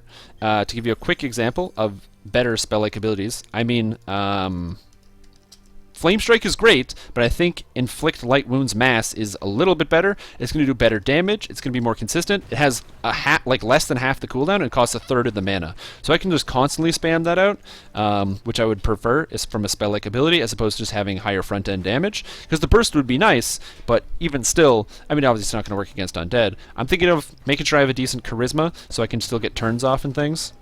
But I don't know yet. Cure Self.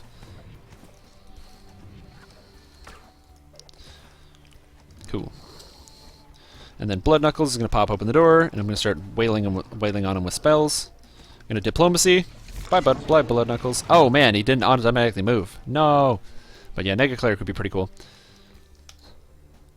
So don't worry, guys. I'll be giving a try to probably both of those things. So if you are like, man, I'd like to see one or the other, I mean, I will provide.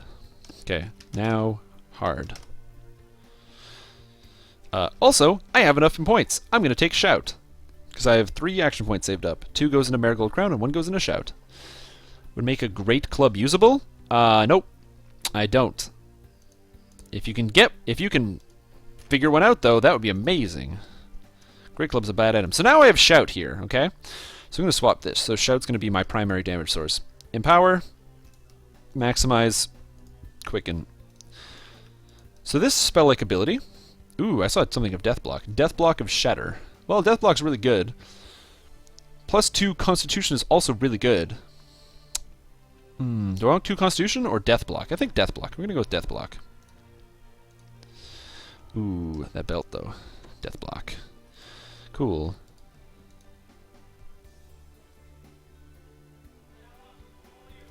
No. Break. What is going on? Okay, apparently we're going in on normal. I guess that's fine. Whatever. So, I'll show you the power of Spellslinger Bard. This costs 15 mana right now, so I'm going to go and clump up all these guys. Yeah, somebody stepped in early, it's fine. Boom! 100 damage, 50 damage, like it was nothing. All dead. Now imagine when that's on like a very, very short cooldown, so I can just do that all the time as opposed to like a 15-second cooldown. That would be pretty sick.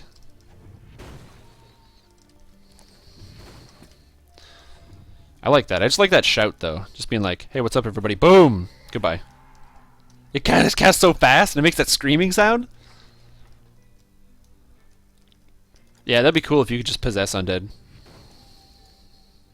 Oh, what's up, Brackus the Vile? See ya. Oh my god, that shout is so cool. It's really, really fast. The casting animation, too. That's very satisfying. Now, when I get more enhancement points, of course, it's going to get a shorter cooldown, so it'll go down to 6 seconds and 9 spell points. My game is, like, really laggy. Is it happening for you guys as well? Yeah, a little bit. If you actually... Oh, damn, look at this pile. Whoop. No, no more. It's gone.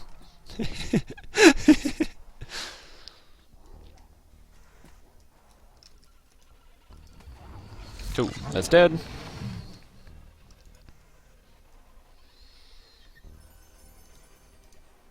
Yep. Hard now. Then we do Garrison Pack. Yeah, Negative Cleric would be pretty cool, except it doesn't charm. I'd make sure I want to get improved turning so that when I'm fighting undead I can just like churn out the turns and kill them. But I know, right? Instantly dead. Just boom, gone. Hey, a Vorpal, nothing. Cool. Now we do hard mode. These people might be like, man, this is so boring. You're doing the same quest a billion times. Yeah, because the XP per hour, bro. It's all about the XP per hour. Look at this. So now we're on hard mode. This is the last time we're going to do this quest. I mean, 5 times in a row. What's 5 times between friends? You know what I'm saying? Ignore all these kobolds. Run over to the door. Boom. Open it up. Get into this room here. Pull everybody. Once everybody's together. Boom. No, Rakma lived. Oh well, everybody else is dead. Woo! Goodbye. Dang, Rakmil lived. I didn't get to one-shot him. Now, fortunately, it goes up at a d6 damage every single level. So this damage is going to scale very, very quickly, very soon. What time is it? It's only 8:30? Jeez, I thought it was way later than that. That guy got the lever over there. It's cool.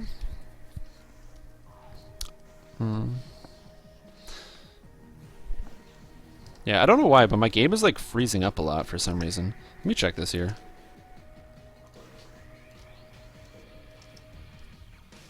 I don't know if it's because something's eating up all my RAM or something.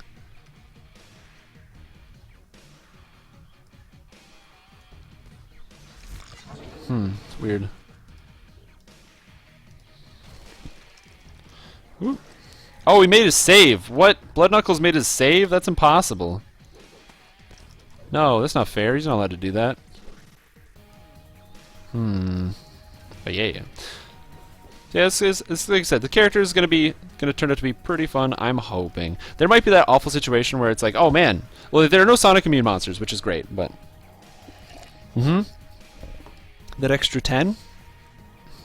Oh man, that's gonna be awesome. Thanks for coming, Rample. Rampel. Ooh, it looks like I just got an extra space in my group. Blasting Evocation Focus. Ooh, Evocation Focus goggles. That's what I want. That is like king item right there. So let's turn this back on. We're gonna do Jarrison packs. This is Harbor Elite now. Harbor Elite. We're gonna go to Jarrison's pack. Where is it? Jarrison's missing pack. Jerison was walking along and he dropped his backpack in a sewer for no reason. I don't know why he dropped his entire set of like life's collection of tools in like a sewer, but he did. So now we're gonna go get him back for him.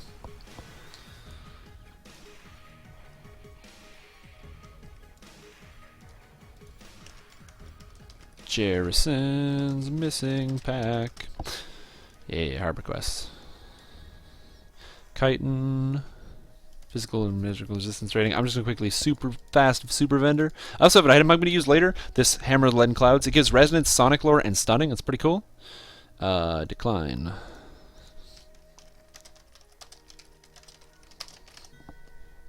Yeah, thank you for sharing that quest with me. Bam.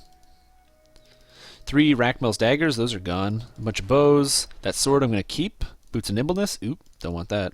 Gloves and gloves I don't want. A helmet I don't want. A belt I don't want. Chest I don't want. Do not want. I do not want these items. Intelligence and accuracy? I mean, it's probably fine, but I'm not going to use it anyway.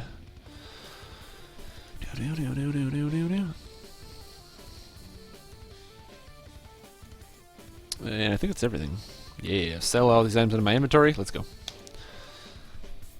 Yeah, exactly. Every time you're like, "Hey, Jerison, how you doing?" He's like, "Man, I'm not doing too good. I dropped my backpack down a well again." And you're like, "Jerison, come on, dude. You've one backpack. You got to keep it on your arm, dude. Like, family heirloom worth of tools." And he's just like, "Well, it just fell off, man. Sorry, just slipped off my shoulders." Like, dude, get some clips. Get some clips for your backpack. This is crazy how this stuff happens. Hey, rogue. Welcome. We have just stepped inside Jerrison's missing pack.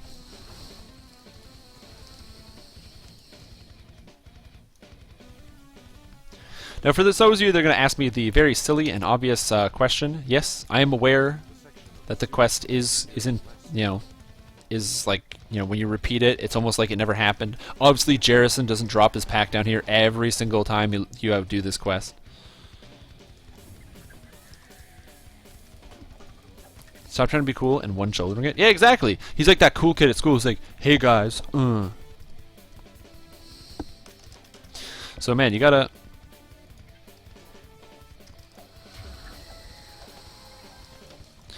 Whoop! Oh man, the lag is killing me. I can't fight the spiders. I can't cast my spells. Nothing's happening. Oh, the game is frozen. Help. Yeah, shout for 135. That's what I want.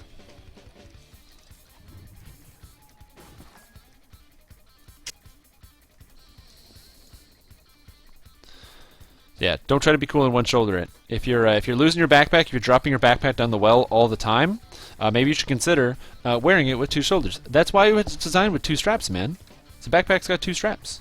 I gotta cure myself. Boom! Take that, Chrysaor. You jerk. Oh, shout. But yeah, I'm pretty hyped for the greater shout. I think that'll be pretty sick. Remember with guys that have a lot of health? Oh no. Oh no. Oh, ooze.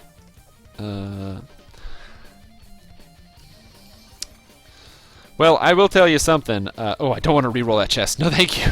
I would be very sad if I re-rolled that chest there. Whoop. Cool. I think that's everything. What do we got here? We got a dwarf. Oh, we got Suevo the Bard. I forgot about Suevo the Bard. Oh, he's a Skaldic Rage Bard. He's one of those angry bards. See, I told you, people don't gravitate towards a Spellsinger. They're like, Spellsinger, what's that? I want to be a War Chanter, because that's cool. I'm a War Chanter. Oh, zombies. Hey, what's up? Whoosh. Cool. That's what I'm talking about. Oh, hey, zombies. What's up? What's happening? Why are there zombies here? Cool.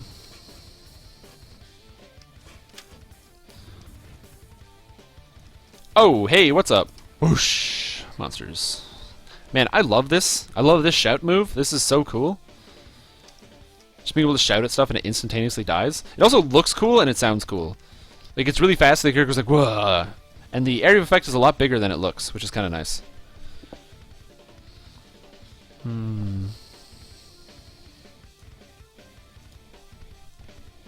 Something I find weird, it's probably anecdotal, I find my computer always performs better when I'm actually just staring at the performance levels. Because I'm not using my whole CPU, I'm not using my whole GPU, I'm not using all my memory, but... Oh yeah, exactly. Almost everybody plays the swashbuckler. But the thing about the swashbuckler is you have to understand is that swashbuckler is just straight up like garbage. Like, why would you even be a swashbuckler? What is the point? Like, if you're playing as a swashbuckler, you're not using maximized in power, right? So if you have the feats maximized in power, you can't use it effectively as a swashbuckler. Ooh, a necklace of resonance. I could use that instead of my sword. Cool. Oh, did I forget to use my gem? I totally got a secret. I was supposed to use my Jewel of Fortune. Damn. Okay. I don't want to listen to this song. Thank you, though. It is a good song. Yeah, Garrison's pack. Cool. Yeah. Alright. Next is Dirk's got a secret. Swashbuckler Wraith is overpowered. You know, actually that does sound pretty interesting. Going Wraith form with the Swashbuckler. So you get the, the invisibility, the floating, got the wizard spells. I mean, that takes 12 levels of wizard, though. But that incorporeality, pretty good. Lightning lore, Leather armor of stupid garbage stats. Items of nothing and no stats. So let's take heroic deeds. And now I'm going to put one more point into Shout. So now I dump the cooldown down to 9 seconds. A lot better than it used to be. I'm going to re-put it on the track here. Jump in. Yeah, that sounds really good. I really like the idea of Swashbuckler Wraith. That sounds really cool. It's just unique, you know? It's just different.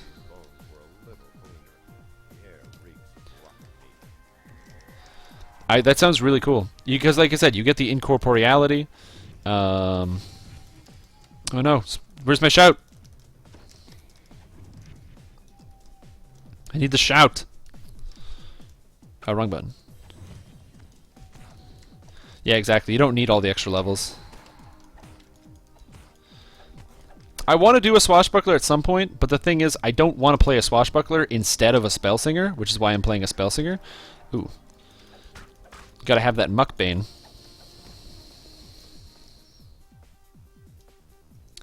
But yeah, man, that does sound pretty good. I know Swashbuckler is a very good character class. I just don't want to play one. Swashbuckler's lame, yo. Because you don't get those bard spells. I'm just not a big fan of multiclassing in general. I mean, so that's mostly my thing. I don't think just for the record, I don't think swashbuckling is actually bad. I think it is very good. But you know, it's important to like know the difference between good and bad. Like I can say that swashbuckler is good, but could I say that spellslinger is bad? Not yet. Man, Storm Peaks was a wondrous craftsmanship. From Storm Peaks, wondrous craftsmanship. +4 Great Axe, minimum level 2, which is so good, but its mod is riposte instead of any damage. Yo man, +4 with riposte? I mean, that's still armor class and saves. Dude, the damage though.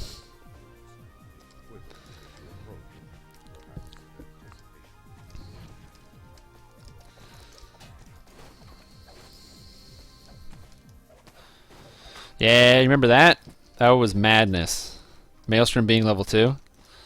It's like, oh, what are you using? The same items as everybody else. Maelstrom. I don't know why the ooze doesn't want to attack me. I'm hitting it. Man, everything's making their save. I need to raise the DC on my shout. This is unacceptable.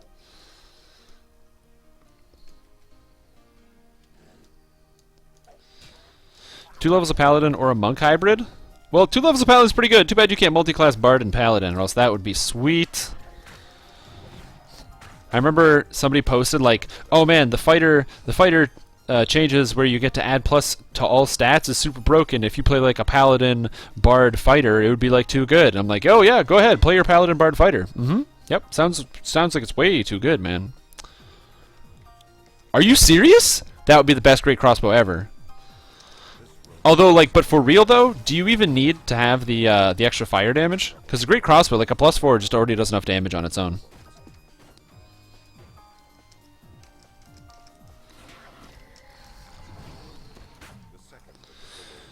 +2 Holy of Lacerating. Ooh, there's some good items.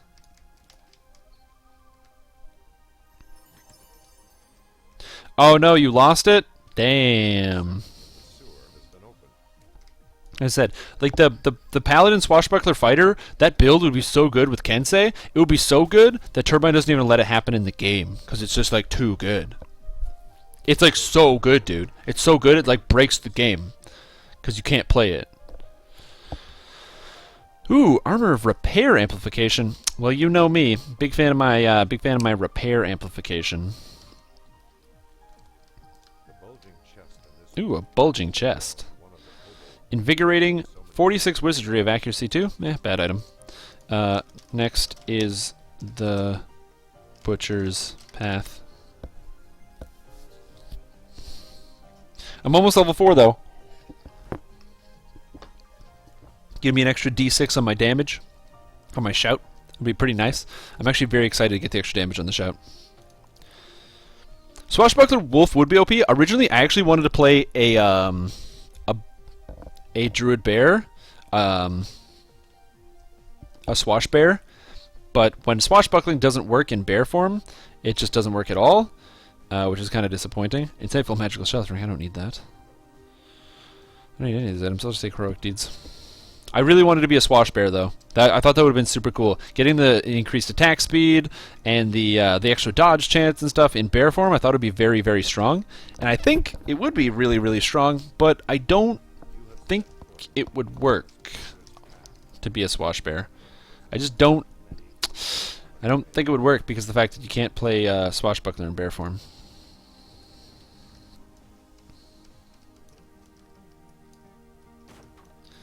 Yeah, gotta inspire courage, yo. Ba-ba-ba. I've often wanted to ask about this to a lot of people. What are your guys' most like favorite interesting builds? Builds that other people don't generally like, but it's like sorry, not even interesting builds. What's your like favorite build? What's something that's like a comfort pick that you always like? You're like, I'm gonna go back to this, or you start on a new server, and you're like, man, this is my first life. I'm gonna play this one. You know, what's your comfort character? Because everyone has a different comfort character. Generally, my comfort character is like Sorcerer. I'm a big fan of just the Sorcerer because you just power through the early game, and then when you get to late game, you're still doing a lot of damage.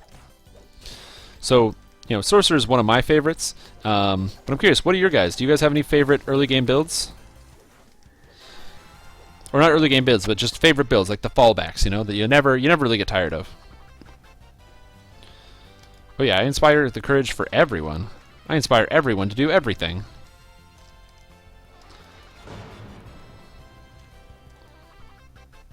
Generally pure strength barbarian. Oh yeah, man, that'd be pretty good.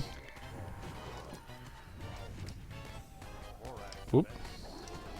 I got him dancing. Arcane Archer's also very good. I like the Arcane Archer. Pure strength barbarian is just so satisfying. You just go and you smash people, you know? You just go and smash people.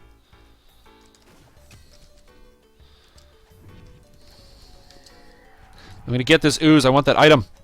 Ugh. Two-hander wolf. The big issue with two-hander wolves is I don't believe you get the glancing blows while attacking with your natural attack.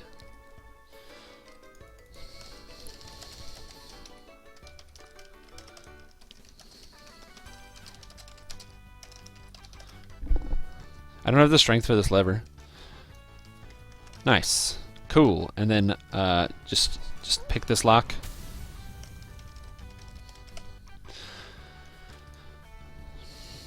My favorite by far, but not comfort build. Yeah, barbarians. Con barbs. Con barbs are sick.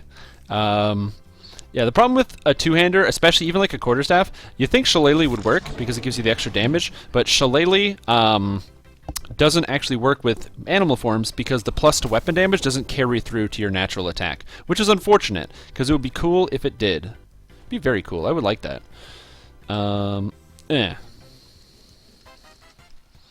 In fact, here, my rogue, I'll do this because I'm a bard. I can inspire competence on my rogue.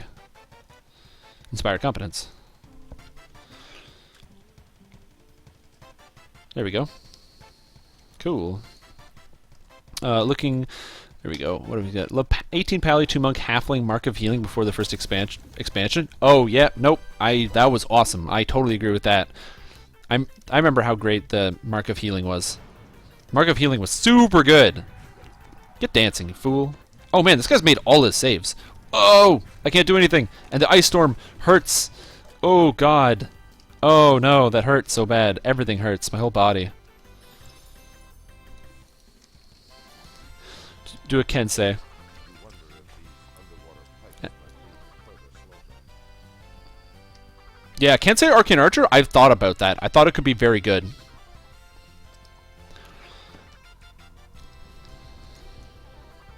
Is it melee power or is it melee and range power? I thought it was both. I thought it was melee and range power because they get ranged attacks.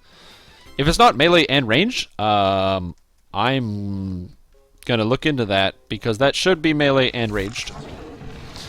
Barbarians, con barbarians, man, con barbarians. Essentially getting weird. You know, the spell that all the sorcerers and wizards should be getting that they don't for a reason I don't understand. Weird is such a good spell. I love weird. Being able to just go ahead and, you know, save or die. Barbarian. I'm a barbarian. Save or die. Because of the fear. That's so cool. I remember when 2-weapon fighter barbarians were the best classes in the game. With the Green Steel Tempest build where you played Ranger Barbarian Tempest. I remember that. When the Shroud was the thing, everyone was playing Green Steel Tempest. It was just too good. Oh, what was your raid? Your raid was like a couple casters and a couple healers and then the rest Green Steel Tempests.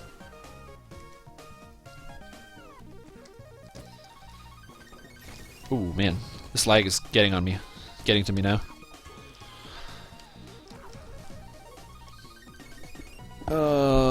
Bring back the memories. First time being told to learn how to heal. Yeah, man, you gotta learn how to heal around corners.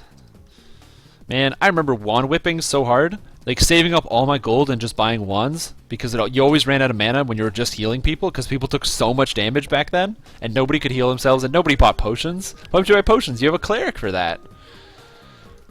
We always had access to the potions. We just never used them. It was just the funniest thing. Oh, yeah, man. This is a good build right there. Yeah, I don't think a two-hander works with a with Druid Animal Forms. Now, if they change the way the hand wraps work, they might have to rework on armed fighting as a whole. And if that's the case, you might be able to do it. But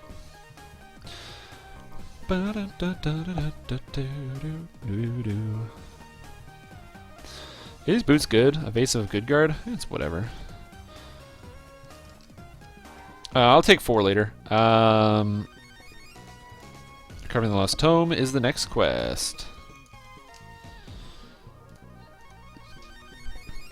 Yeah, God Hand, dude. That was a good build too. Man, this game has so many good builds. Thing is, it's already gonna bring them back. The Soul Survivor build, the Favored Soul Warforged, that was like 20 Favored Soul, the Warforged tank build.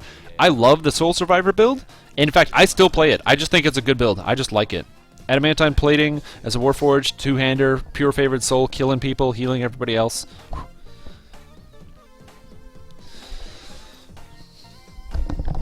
Like a lot of the old builds, they're not awful. They're just, they need some tuning, you know? Eldemir's just standing here, so I'm just gonna pour myself another. Oh man, I swear I'm sober. I gotta take off this cap here. I'm gonna drink a little bit more Jameson. You know, I'm a big fan of the Jameson. Jameson did not pay me or sponsor me to do this, although I am enjoying their product. The librarian has left the room. Quick, obtain the book. That's sweet. Sweet whiskey. The librarian's voice shrieks, I know you're true intelligence thief. My traps will be the end of you. Well, they didn't get inspired couraged. Oh well. Whoop! 12 Pally, 6 Monk, 2 whatever, dual wielder was great build. Yeah, exactly. I'm kind of happy and sad about physical resistance rating. Physical resistance rating is cool because it makes it so that armor is not an all or nothing. But the problem I have with physical resistance rating is that if you don't wear armor, it can be very difficult to get. And if you don't have physical resistance rating, you're just going to get squashed. Like a bug. You just get squashed like a bug. And it's kind of disappointing, especially in like the higher levels.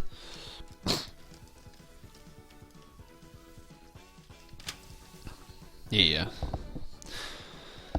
Ooh, I'm happy with the character classes that I have to play, you know, and my builds. The problem is, or not the problem. The thing is, I would be like, you know, I might think about like, oh man, I want passes to come for different characters in the future, but like I have so many characters. Like I'm not a completionist yet on this character, and I have so many builds I have yet to play, and I even want to go back and replay them. I really want to play Tempest. I haven't played Tempest yet since the pass. I really want to go back and play Kensei again once they make this new change. That'll be super cool. I want to do different types of Swashbuckler. I already want to do at least 3 different rogue builds. Problem is, it takes time. It takes a long time to actually level them. That's why at this point, in my off time, I'm working on alts. I'm leveling up a Warlock alt, who will be just capped, and just start funneling gear into. I'm going to try to make a tank alt, so I can have just somebody who I can be like, okay, if we need a tank, I'll swap onto my tank alt. And I think that's it. Just a tank alt and a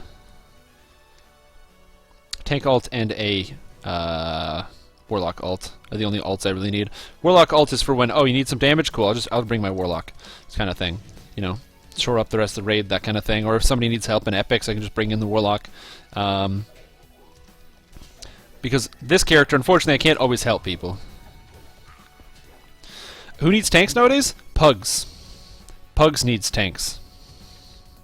Pugs are one of those things that will just always need tanks.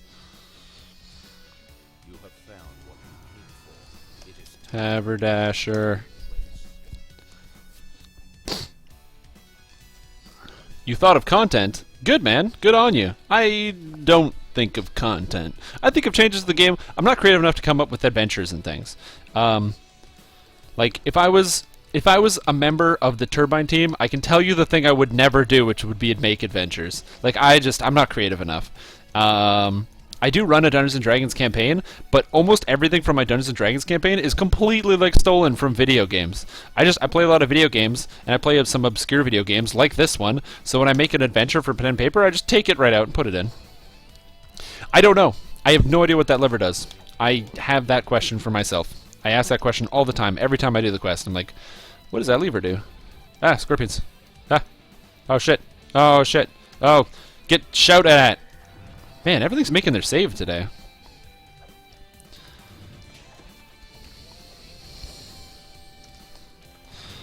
Only quest I've seen that needs a tank. Last few updates were Legendary Hound. Yeah. Legendary Hound is Zoriat. You need a tank for.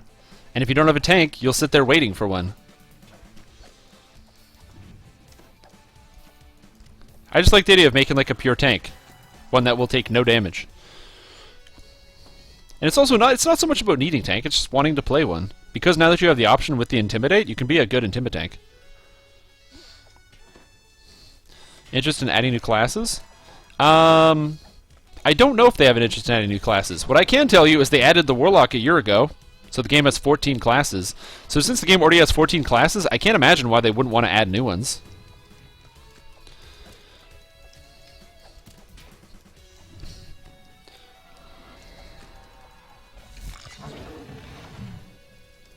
Yeah, you generally want to have a tank when you're doing a Hound of Zoriat. with a final spasm. The last scorpion collapses. Cool. Everyone's in. Everyone, 1, 2, 3. Someone's missing.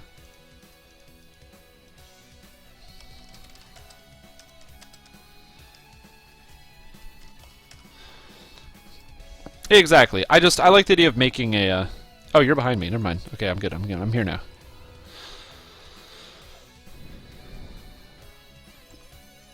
Cool. Info is key. Level 4. Yeah, you can probably do them without. And like I said, I'm not saying you have to have a tank all the time. I just want to play a tank, and if you've pugged before, if you have a tank, it's way easier if they know what they're doing because they just hold all the aggro. Just having a tank just makes it easier because all the players that aren't that good or don't have the gear, especially newer players or players that haven't even they're on their first life, that kind of thing, they will, I'm sure, appreciate having a tank in the party. Oh, I just realized I don't have a charisma item. Of course, my DCs are low. I haven't found a charisma item yet. Do I get anything? Oh, I get a level 2 spell.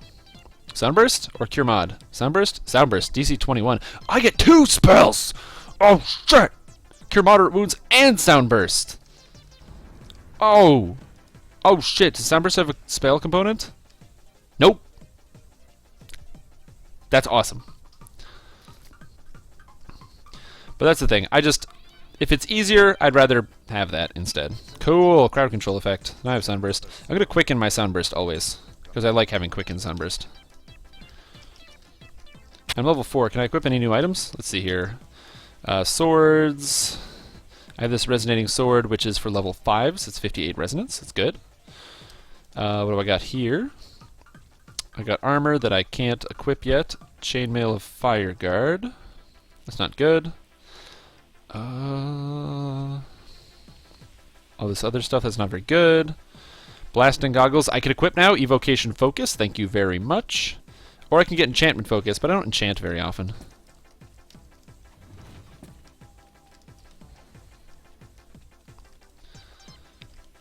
Oh, does it do that? I've never seen that before. An idea for content creating a crafting system, but I thought of it. Well, that's cool. If you have an idea, make sure you post it on the DDO forums, because this might sound crazy. A lot of the people that work at Turbine actually do read the forums quite regularly. They don't read the subreddit, so if you're posting on the subreddit, don't post like "Hey Turbine" something, because I'm like 100% sure Turbine does not look at the subreddit ever. So don't really like measure like that as like something you should do. But you know, they do pay attention to the forums quite regularly. So oh man, I'm missing. I'm casting spells at the wrong targets. Cool. Yeah, you could do that. Although, I do recommend you put it on the forums, because also you get input from other people. Hey, what's up, RD2 Play? So yeah, like I said, I read the subreddit all the time. Gonna be honest, I read the subreddit more than I do patrolling the forums, because depending on the day, patrolling the forums can make you want to tear your eyes out and your hair out and all the other orifices. Beaudry chain is next. So if you don't like doing that, then like there's a lot of reasons why I don't read all the forums. I like go over the class forums, things like that, but I don't read every single thing. So if you post something somewhere, there's a good chance I won't see it. You just post something in some forum. This level 5 item that gives 4 Constitution. Are you kidding me? Okay, yeah. Harbor. So yeah. Bored. You may not be, but I'm just saying, if you post it, even if it's the one post you make, just organize your thoughts, post them in a nice, clean manner, and I think that's very important. Some people don't realize that when you don't organize your thoughts, people aren't gonna like give you the time of day, you know. And this is not meant to like make you feel bad or anything like that. But if you don't take the time, especially if you make a post on the forums, like just read one of my guides. Not trying to sound better than everybody else, but if you write something and you don't take the time to proofread it and you don't take the time to read it over, make sure things are spelled correctly, you have the right punctuation in the right places, the sentences make sense, it's logical, stuff like that. If you don't do that, then why should I take the time to read over it if you don't take the time to make sure it's actually properly written? Things like that. So presenting yourself on the internet is important. I don't mean all the time. I've seen like Twitch chat, I don't care if you make spelling mistakes. But it's just when you have the time, like a forum post, and also being able to clearly write out your ideas and something like that, and you post it for everyone to see, can help you get a better understanding of exactly what you're trying to say. Because you might write your thing, your forum post, read over it, and then be like, wait a second, and like rethink your idea as you're writing it, and maybe come up with better ideas. Plus, when you post on the forums, you open yourself up to criticism, so other people can read what you've done and give you ideas, whether they're new or better, or ways you can improve what you've written or done.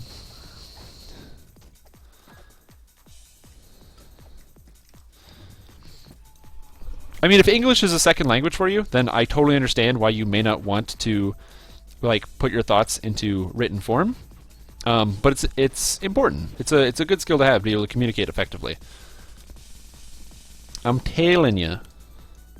Like, the guide that I wrote, I didn't just like throw my ideas onto the forums. It took me like probably a good like 20-ish hours to just like, of just sitting down writing.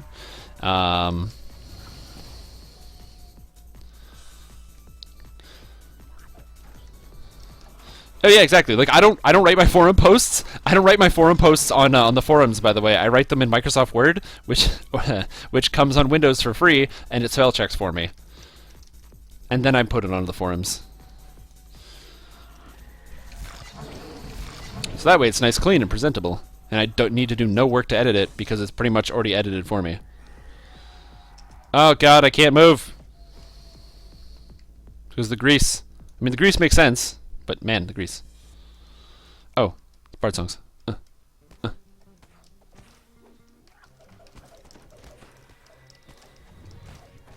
Ooh.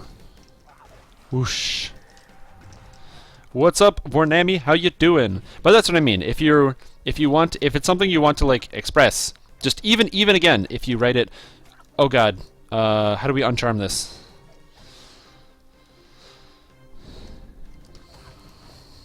Please don't charm monsters.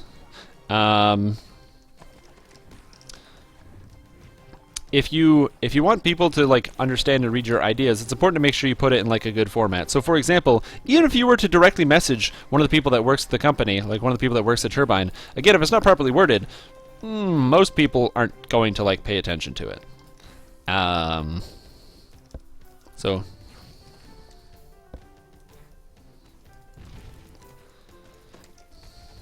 well, it's important to understand what you're saying, right? Because you need language, right? If I'm speaking to you, you can completely and clearly understand my intention, my tone of voice. You know, so like if I sound like I'm angry and I'm like, oh, you can tell that I'm passionate about it, or you know, or you can tell my inflection, things like that. But when writing, it's different because you can't tell inflection. You have to use different ways when you're writing something. You know, it's like how you can't see sarcasm, and people use, like, if you go on like Reddit and things like that, people will be like, oh, you should put like a /s so people know it's sarcasm, because there's no way to actually write sarcasm, and that's because it's spoken word, not written word. And if you want to put sarcasm in written word, you have to be able to write clearly so that you can show that it's sarcasm. If not, it might look like you're asking like a silly question or something, even though you meant to say the silly question like ironically, like, oh, something like that, you know, try to prove a point. So it's like clarity, right? I'm all about clarity and understanding. And that's what I mean. Like if you're typing on like in a chat box or something, I'm totally cool with that. You don't have to have perfect spelling and grammar all the time. I don't. If you pay attention, like if you've ever been in a group with me, man, I just type really fast. I just throw my hands on the keyboard trying to get out the message.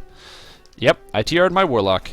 I did a stream a few days ago, and on my stream, my viewers were really hurtful, and they told me that watching Warlock is boring. And I was like, well, I agree with that statement. That is true. It is boring to watch Warlock. So instead of doing several epic lives of Warlock, which I had originally planned to do, instead I just did one epic life of Warlock. I reincarnated into a pure Spellsinger Bard. The pure Spellsinger Bard. The bird that sings his spells purely. So it's pretty cool. And apparently I have the most kills, which is neato. I didn't think I would do that with a bard.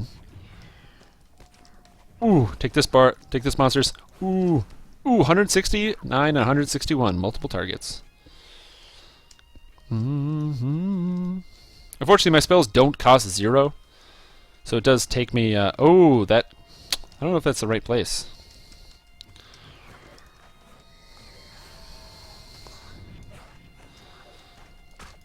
I like that 88 damage Sonic Blast at level 4. That's super satisfying to me. I'm like, yeah, take this, maximize in power. You know, you think of like a bard, like a dude with a lute who like sings some songs and has a beer with everybody and, you know, knows a thing or two about everybody in a town. But I'm like, die! I'm just like, my character's just like screaming, die! And everything's dying. It's super cool. I'm a death metal bard. I'm apparently an exalted angel as well. Oh baby, everything's stuck. Cool. Good job, team. Let's do part 2. Cool. I mean, my show still costs 9 points, but 9 points for a maximized, empowered, quick, and spell is not too bad. and soon I'll be able to heighten it as well. Not taking heighten right away, of course, but I will be taking it later because heighten's just very, very good. But yeah.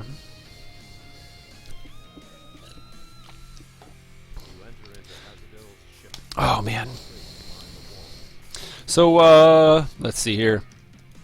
Burning through most of the quests in the harbor at a pretty fast pace. I like having full groups like this. If you're maybe a new player, you haven't been able to get too much of an experience of the game, one of the most important tools that you can get when playing Dungeons & Dragons Online, or one of the most important tools you can use, is this button right here. You press O, it brings up the social panel, and the first thing it brings up is this area here. You can see all the different groups that people have open. In many different other video games, you can use grouping tools like looking for raid or looking for group tools to bring you into groups automatically. So you press the tool, it automatically groups you with other players, and away you go. You're playing a group quest. In Dungeons & Dragons Online, they didn't do that. It's not automatic grouping because you still have to message people and talk to people.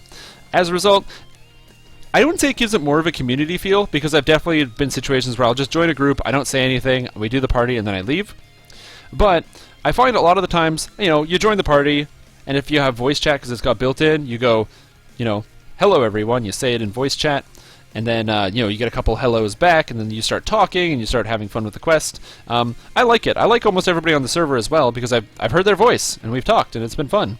So that's cool. But the grouping tool is really important because it allows you to play with other players. If you're unsure of a quest, and this is my biggest piece of advice, you're going to play the game and you're unsure of a quest. You say, Kobold Ringleader, well, this guy's doing it. I don't know where that is and I've never done it.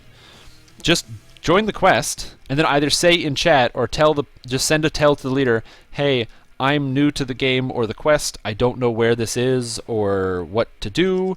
Can you just show me?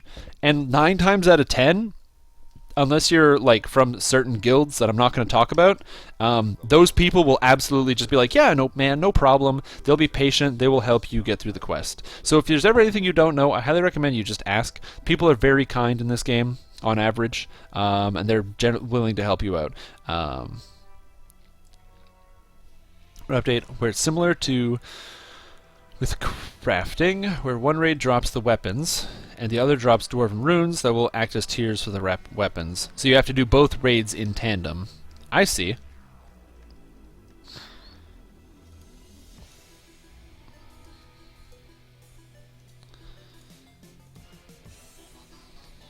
So we gotta wait for whoever's still inside to leave.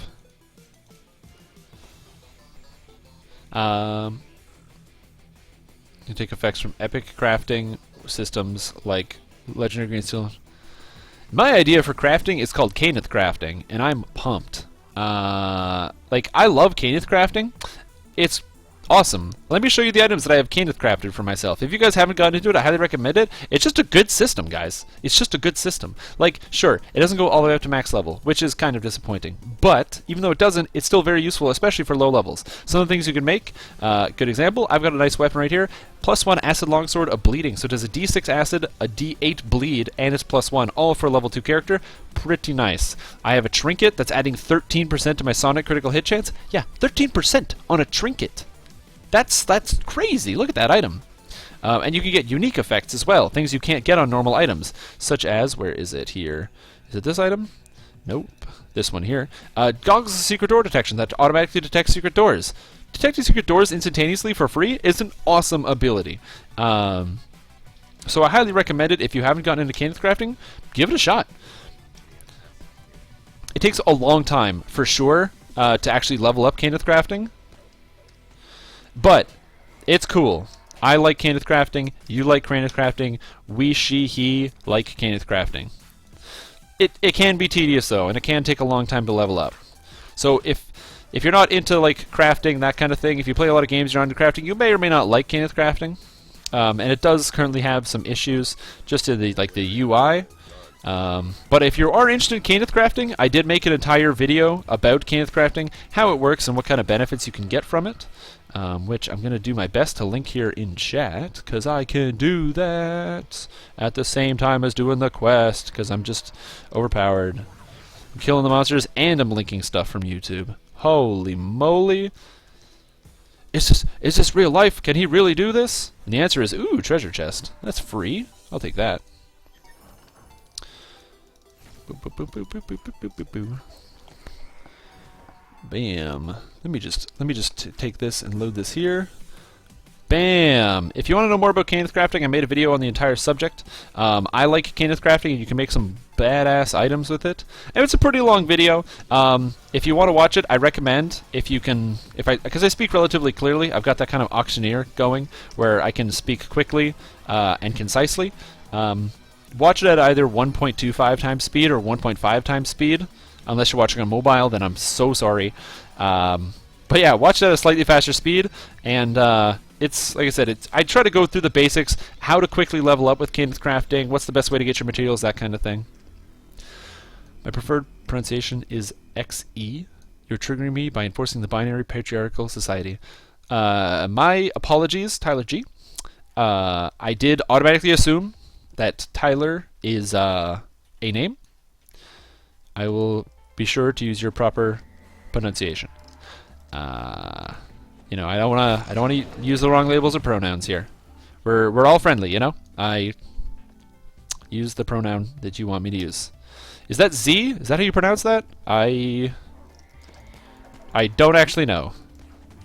I don't know anybody in real life that goes by that pronoun. So if it's Z, then I absolutely. Tyler G, every time, Z. In fact, we're not going to call you Tyler G. You're Tyler Z. Because I know you'll like that. You know, just want to make sure I'm giving you the utmost of respect. I really like just hitting stuff for like 70 damage. That's kind of satisfying.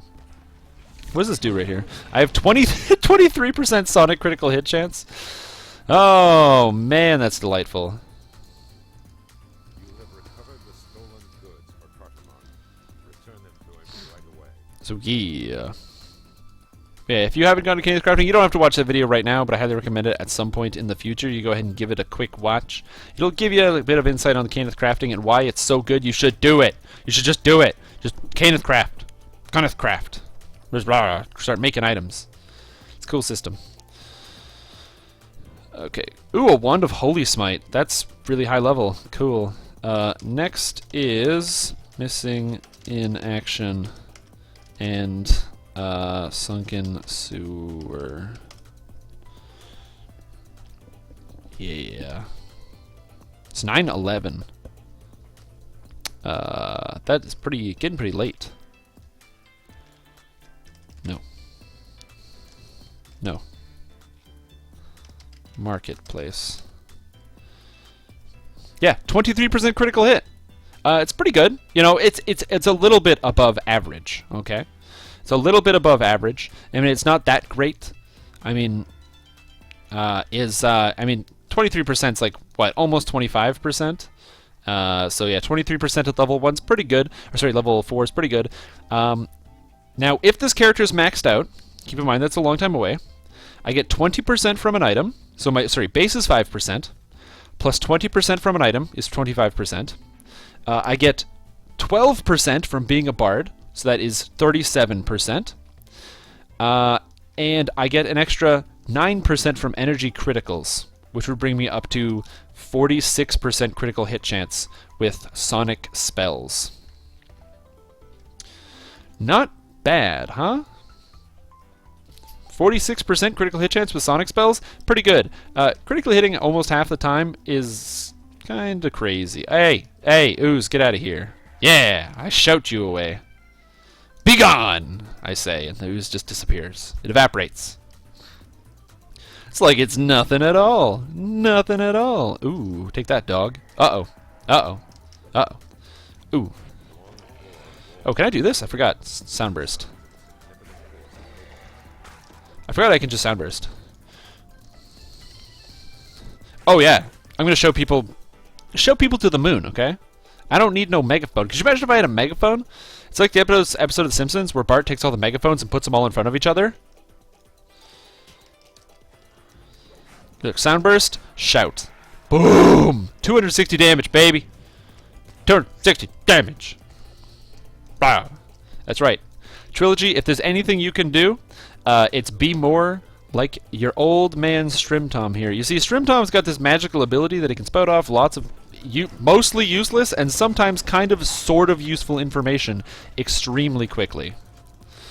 And if that's the kind of thing that you're... Oh, man, I'm taking so much damage, though. Oh, God. Please don't kill me, sir. Oh, good, he's dead. Holy moly.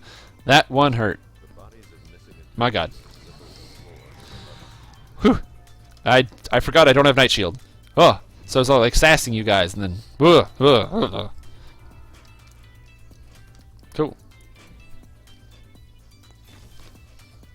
Cool. Sunken sewer.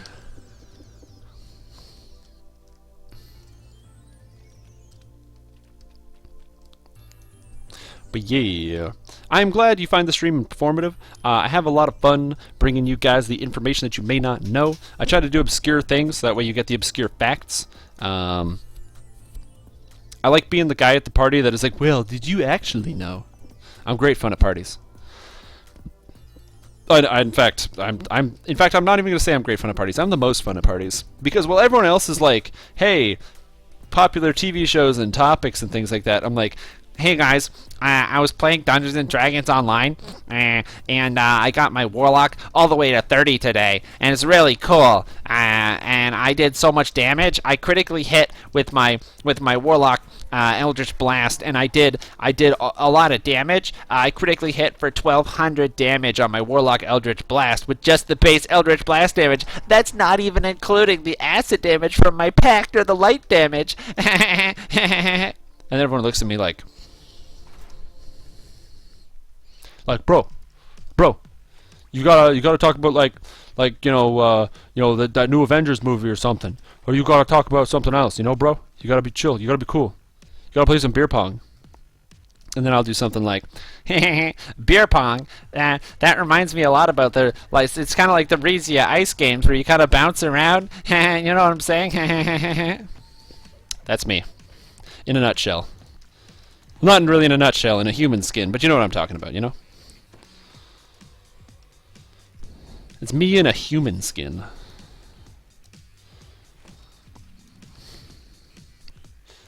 Oh, yeah. That's right. Oh, Strimstream. The party funner. That's what I do. I bring the entertainment. I'm the life of the party. In-game and out of... Oh, my God. We have a dead dwarf. The dwarf is dead with his eyes open, but he's just dead. It's okay, we'll pick him up. Play a song.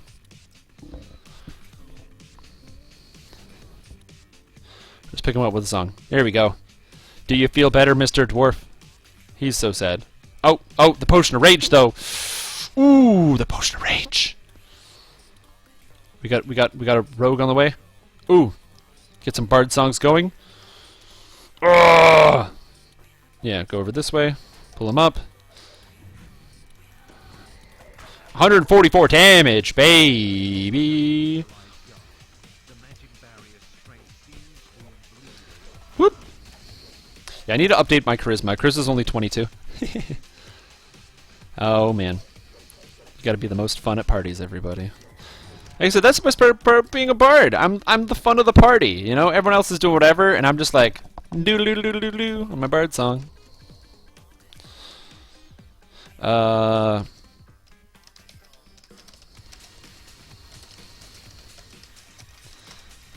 Screw it. We're gonna ship buff and we're gonna waterworks. Feel free to take level 5. no need for a retake. What, you guys don't want to hear about my Dungeons and Dragons online and the way that I play that stuff? Man, maybe I'm the biggest hypocrite because I played the Dungeons and Dragons online and I play the video games, but I'm mocking myself. I'm taking myself down. I'm taking apart my own, my own love for the game. I'm deconstructing it as some kind of simple, way of thinking that it's actually me that's the problem. See, it's that kind of introspect you don't get on other streams. Only here on the DDO stream you'll watch somebody mentally unravel as they consider their own manifestation of destiny in the universe. That's the service I provide to you guys as I contemplate, who am I? Where am I? What am I doing here? Where are my clothes? Things like that. The big questions. Also, it's really hot in this room, so I'm gonna go open a window. Position real quick. I skipped it for I don't know why. No problem.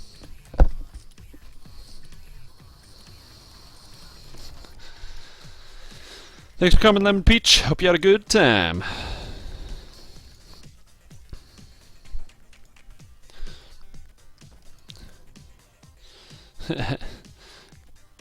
No problem. It's what I do, baby.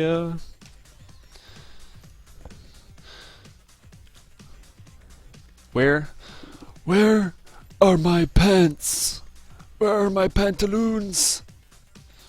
Waterworks Elite, baby.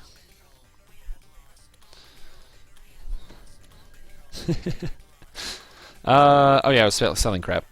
Vending, it's the most exciting thing about playing the video games, going to the vendor and being like, hey guy, take all these items out of my inventory because they're bad. What's this item? I just sold that without even looking at it. Yeah, it's a bad item. Vorpal. Pff, who needs a Vorpal sword, am I right? Vorpal swords are for losers! I like my swords the non-Vorpal variety.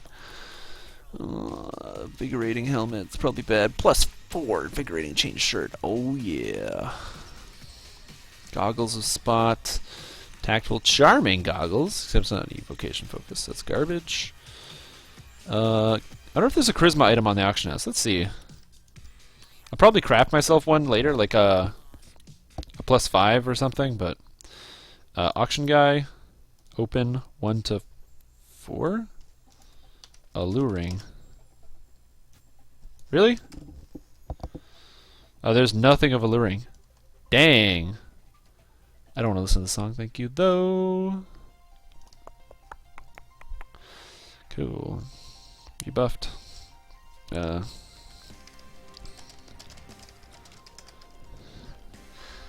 have only one Vorpal weapon. Oh, I actually did. I like using level 1 Vorpal weapons because that physical damage amplification is really, really nice.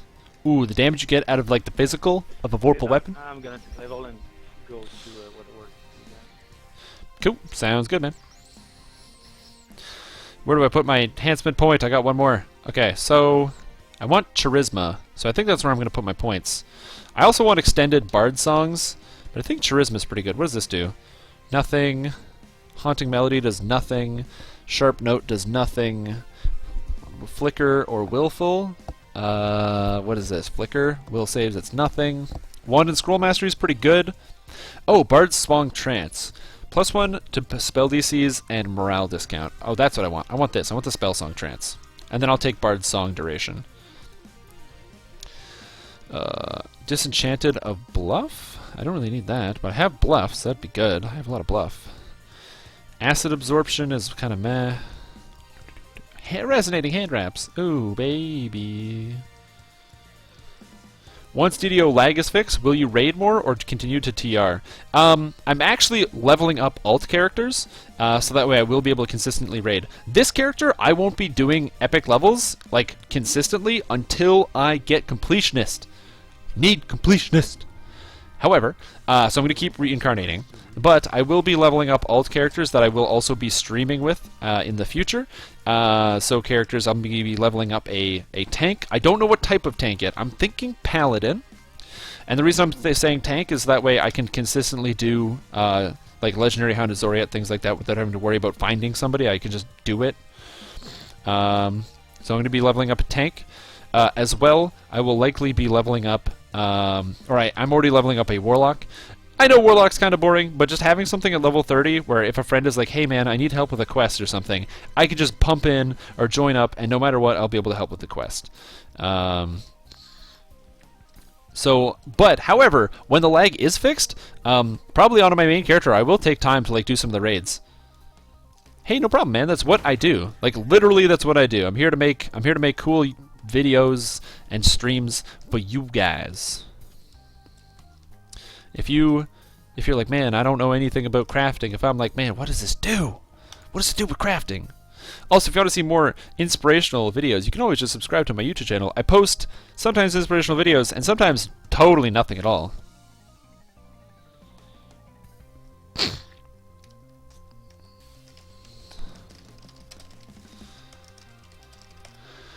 So yeah, like I said, I don't know if I'll like. I do like the idea of playing in epics, but the issue is with the lag, I can't handle raids. Like I just get frustrated, and I don't want to be frustrated when I play the game. So.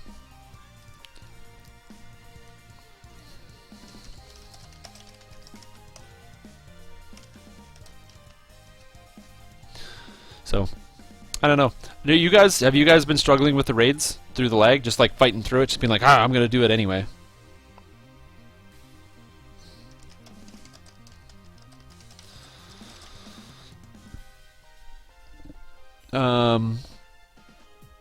Because I'm just curious, you know. Because I want to know what other people have been doing. Like when I was Warlock, I didn't mind doing raids because even if I DC'd for like 2 minutes, which happened all the time, like the game would everyone would just kind of stop. It's like, oh, Augula Ross is hitting me for a while. Whatever, I'll just keep regenerating.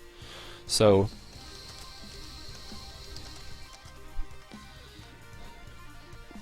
Vacations is the lag monster. Yeah, no, like I said, I completely understand people that are taking a break from the game, and I don't think that's entirely a bad thing. You know, if you want, like, it's better to take a break than to like burn yourself out and to get like crazy frustrated and angry. Welcome, welcome. We are inside the waterworks. Yeah.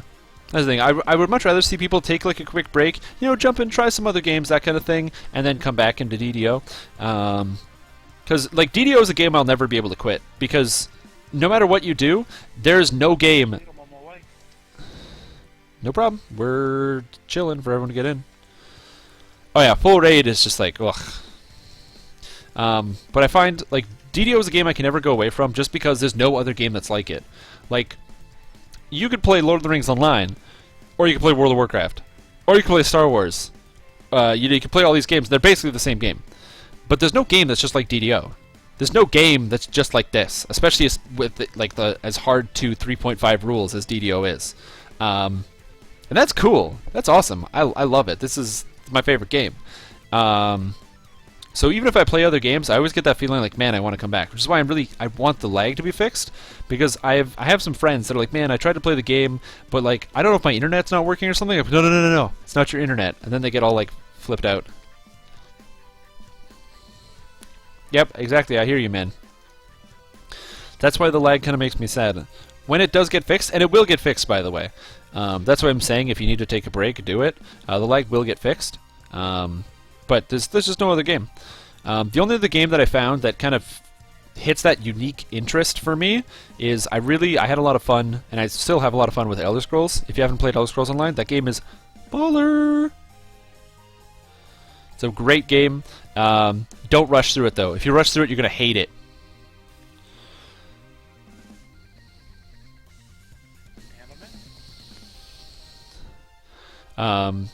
So if you're like going to be like, man, I need to break, try Elder Scrolls for a little while. It's cool. It's like $60. You have to buy it, but it's a pretty good game. I like it. Like I said, just don't rush through it. DDO is boring to you after 8 years? Okay, DDO might be boring to you after 8 years, but did you play Bear Druid, though? Like, did you play Bear Druid? Because if you didn't play Bear Druid, I highly recommend you give it a try. You'll be so angry at that attack animation. Oh, it provides a whole new challenge. Oh, game froze. There it goes. Good again. We're just waiting for everyone to get into the quest. I'm being patient, you know? I want to make sure the whole team is together.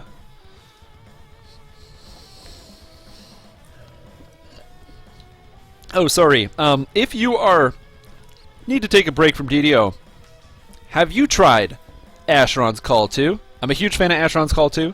Asheron's Call 2 is very dear to my heart because I'm a big fan of Lugians. Okay, I like me some Lugians.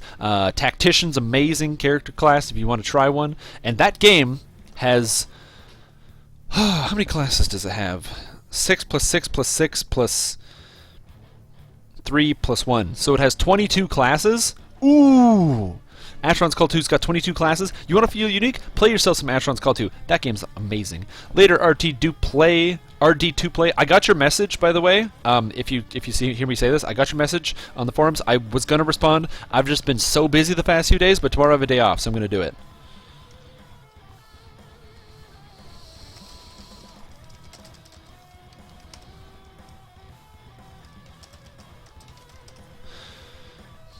Yeah, $10 gives you unlimited access. So, yeah, just so he can find his way. We'll just quickly step out and then reset it.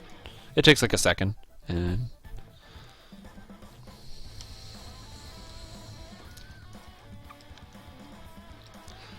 I'm gonna go get him. But yeah, man, you pay $10 and you just get the game forever. So,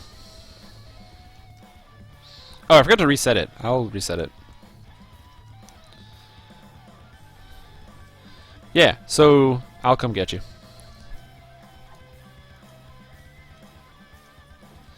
Okay, it's reset. Okay, cool.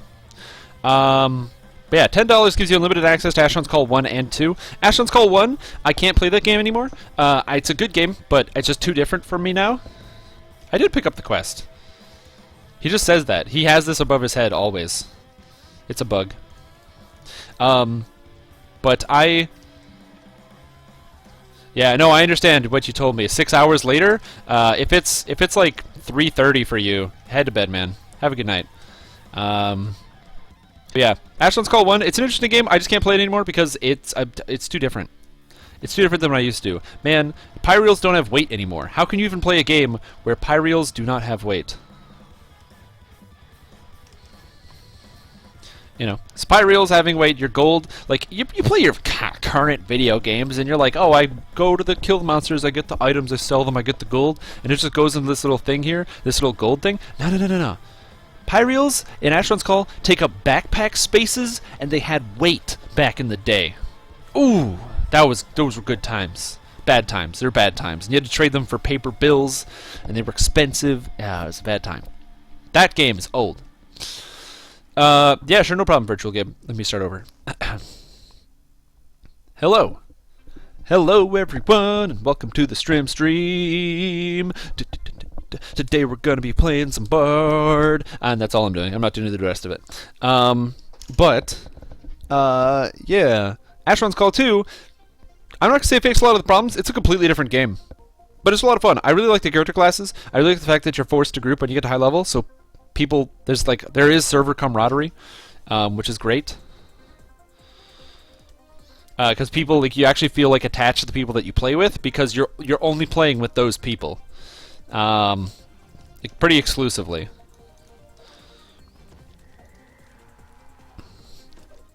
There we go. Give everyone inspire courage. But in Asheron's Call 2, you're pretty much playing with the same people all the time. Like, oh god, what's his name? The alchemist.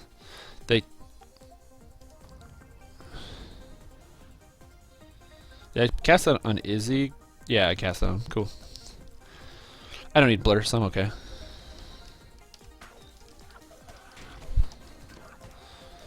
Bam. Goodbye. 294 damage.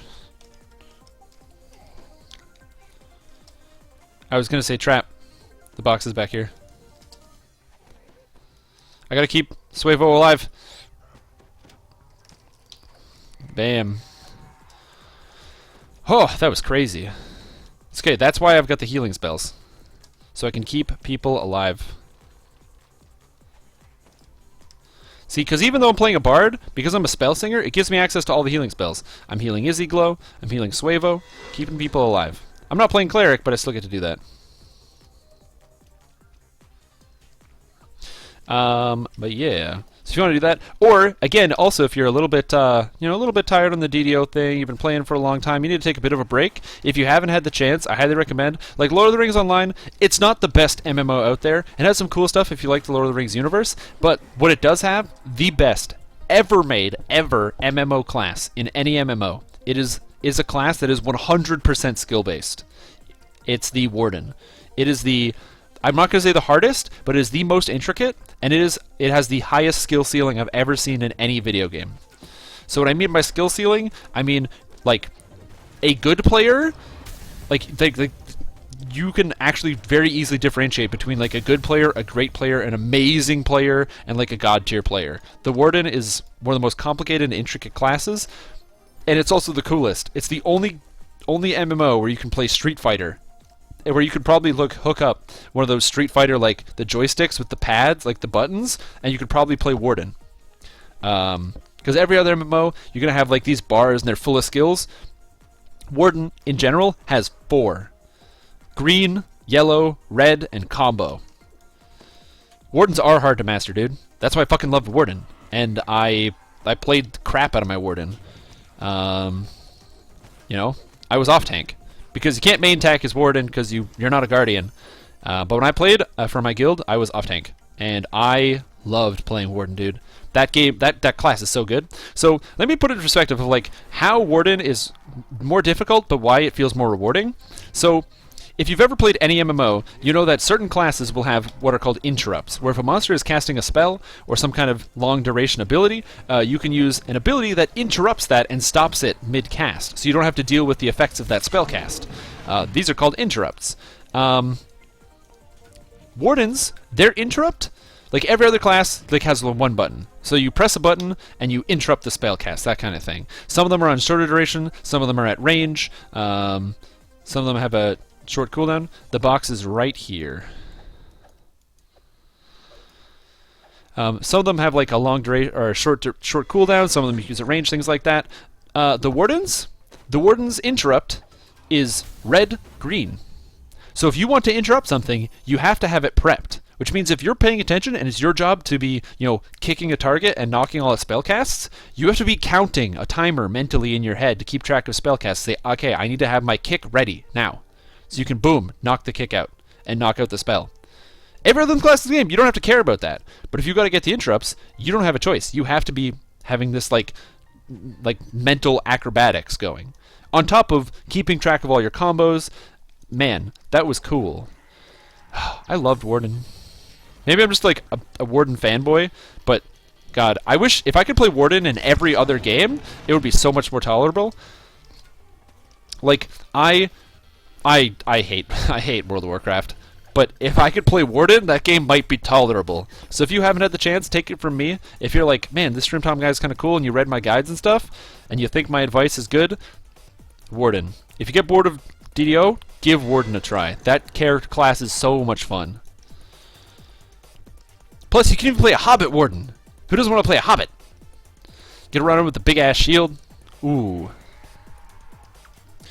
I remember playing Lord of the Rings Online, and my guild was pretty hardcore. We were number one guild on the server, and we were going around, and there were two wardens in the guild, and me and the other warden were trying to figure out the best warden. We're trying to figure out what's the best setup, and we had just spreadsheets on spreadsheets trying to figure out like what's the best setup, and we figured out all these like different because this is after they added in partial block and partial parry, partial evade, and we tried to max out the partials because wardens got bonus on their partials, and you can get it to 100%, so it's basically the same as a block. And God, I remember like just spending hours with this guy going through spreadsheets, like trying to figure out the math of what's the statistical best. That was a lot of fun. Oh yeah, also, when you play him in the damn PvP, you can't kill a warden either. Oh God, because it's like the Guardians, you can kill them sometimes. Like if you get 20 or 30 people on 20 to 25 people on one Guardian, you might be able to kill them. Like there's like depending on if they're like not that great of a player, you might be able to kill a Guardian. You cannot kill a Warden. It takes like 2 full raids, like 48 people to take down one Warden. They're not going to do any damage, but you will never kill that Warden. That Warden is living till the end of existence, man. And I thought that was so cool that you just have this like one little hobbit like, you can't kill me. Constantly keep like just the healing and the parrying and the blocking and the AoE life drain.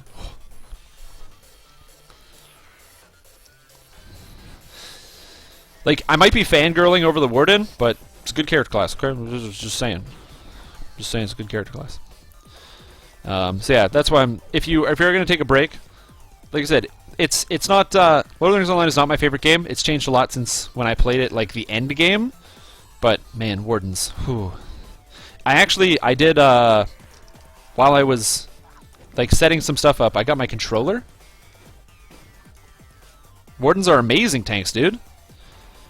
Back when the level cap was 65 and 75, that's when I was doing my Warden tanking, and because Conviction was really broken, because the way the threat worked, as Guardians pulled extra threat, so they could tank very effectively by they pulled a lot of aggro. Wardens didn't pull quite as much aggro, But what they could do is they could steal aggro. They could aggro leech, but they didn't aggro leech from any particular player. They could use an ability Conviction. And Conviction, which took a lot of setup, allowed you to heal the entire raid. The whole raid. Every single player is now, you put a heal over time effect on them. So you, as the warden, are healing the raid. And it is a threat leech. An area of effect threat leech. So that would take threat from everybody you applied the heal to and apply it to yourself. So you're stealing threat from the healers, so you didn't even have to go protect the healers, because you could just be on the other half of the room, pop out a Conviction, and all of a sudden the monster that's attacking the healer swaps over to the warden. Which was super cool. And then they nerfed it. And I understand why they nerfed it, but man, those are some good times. Conviction? God, I love Conviction. It's just one of the coolest abilities that you could do. And the self buffs, and managing like 6 or 7 different buffs. Ah, the good old days. Which is not to say that like playing Guardian was like super duper easy. Trust me, I knew some bad Guardians. But I also have one of the best video game players I ever played with. He was a Guardian, and he played Guardian really, really well. Let me tell you something. Oh, that's not what I want. Nope, stun. Get out. 274 damage! Oh. Hope everyone's behaving. No, dude, we're off the hook. This is like the Riot stream. We do whatever we want, you know? Not the one owned by Riot Games, but the one where we riot, where we don't follow the rules. We don't follow your rules, man. I'm not a part of this system, man. Ooh. Give me some of that sound burst. Ooh, look at that shout. The wave clear. If I'm going to start mixing metaphors from other games, look at that wave clear. How does this shaman have 200 health? Is he a champion? Oh, he is. What does he have? Extra fortification. Oh well, that doesn't save him from my spell damage. Oh, this one's also a champion. Damn. Come here. Eat spell damage. I didn't crit. I still didn't crit. 200 damage. How do I do you? Someday when I actually get shout, I can alternate between shout and my empowered shout, or my spell-like ability shout. That'd be pretty good. Just need some more crit, things like that. Prudent helm of spot, not bad. What does this do? +3 wisdom, +7 spot. Well, I don't have a helmet yet, so that'd be pretty good. It's a pretty good item. I kind of want something that gives me better evocation focus though, like evocation focus +2 or something. Ooh, get that full group stun, and then boom, the shout. Oh god, shout is so good. Just casting shout makes me feel amazing, because everyone that stands in front of me just gets ripped to pieces by my like my sonic sound. My look at that. Just feels good.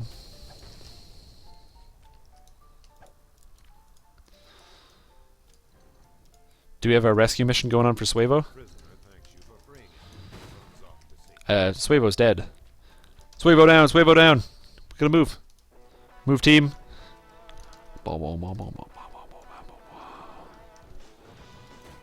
Cool. Let's bring him to a shrine before we finish. Okay, get the stun. Full team stun. Ooh, the shout. Oh no, he made a save. He only took 65 damage. What a jerk. That wolf has 125 health. He doesn't anymore. Ooh, 85 damage. That feels so good. Like, it feels almost like wrong. It feels almost wrong to be dealing that much damage. And it's not that irregular because of the 23% Sonic crit. The shrine is just over here, man.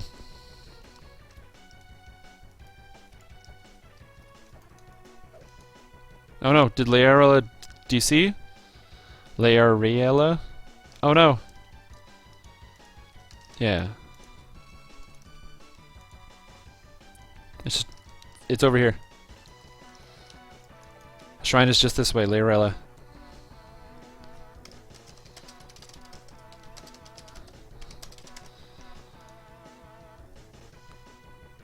I don't know what else to do. The shrine. Yeah, come to the shrine. Perfect! Resurrection. Perfect. Now we can bring it back to life. See, that's the thing. You gotta make sure. Hitting people spec for melee and then cast spells. It is acceptable if clicky, but by spell power. I don't think you can do that. What do you mean spec for melee and then cast spells? Do you mean like they take all the melee feats and then like so they're playing like some kind of sorcerer and they take all the melee feats or something? What do you mean by spec melee and then cast spells? Cool. Oh, he's he's running in place. Really funny. That was funny. Yep. What am I playing as? Gormdog, let me tell you something. Before my last life, I was playing as a warlock, a melee warlock. Crazy melee damage. You should have seen me in Legendary Dreadnought. Hoo-wee! That single target damage, ripping through monsters like it was nothing. Okay? I was tearing through monsters like a fat guy through a wedding cake. It went crazy. But, yeah, go for it. Grab some mid pots, dude. We're going to head over to parts 3 and 4 of Waterworks right now. So I'm going to walk over. But that was my character that I was playing before. However, now I'm playing as a bard, a spell singer. Okay, spell singer bard. Great damage as far as I can tell so far. It's got great utility. My favorite part about playing a spell singer bard is that I have decent area of effect with my spell-like abilities, and I can heal my allies when they need help. So I can go like boom, and the wolves implode from hundreds of damage.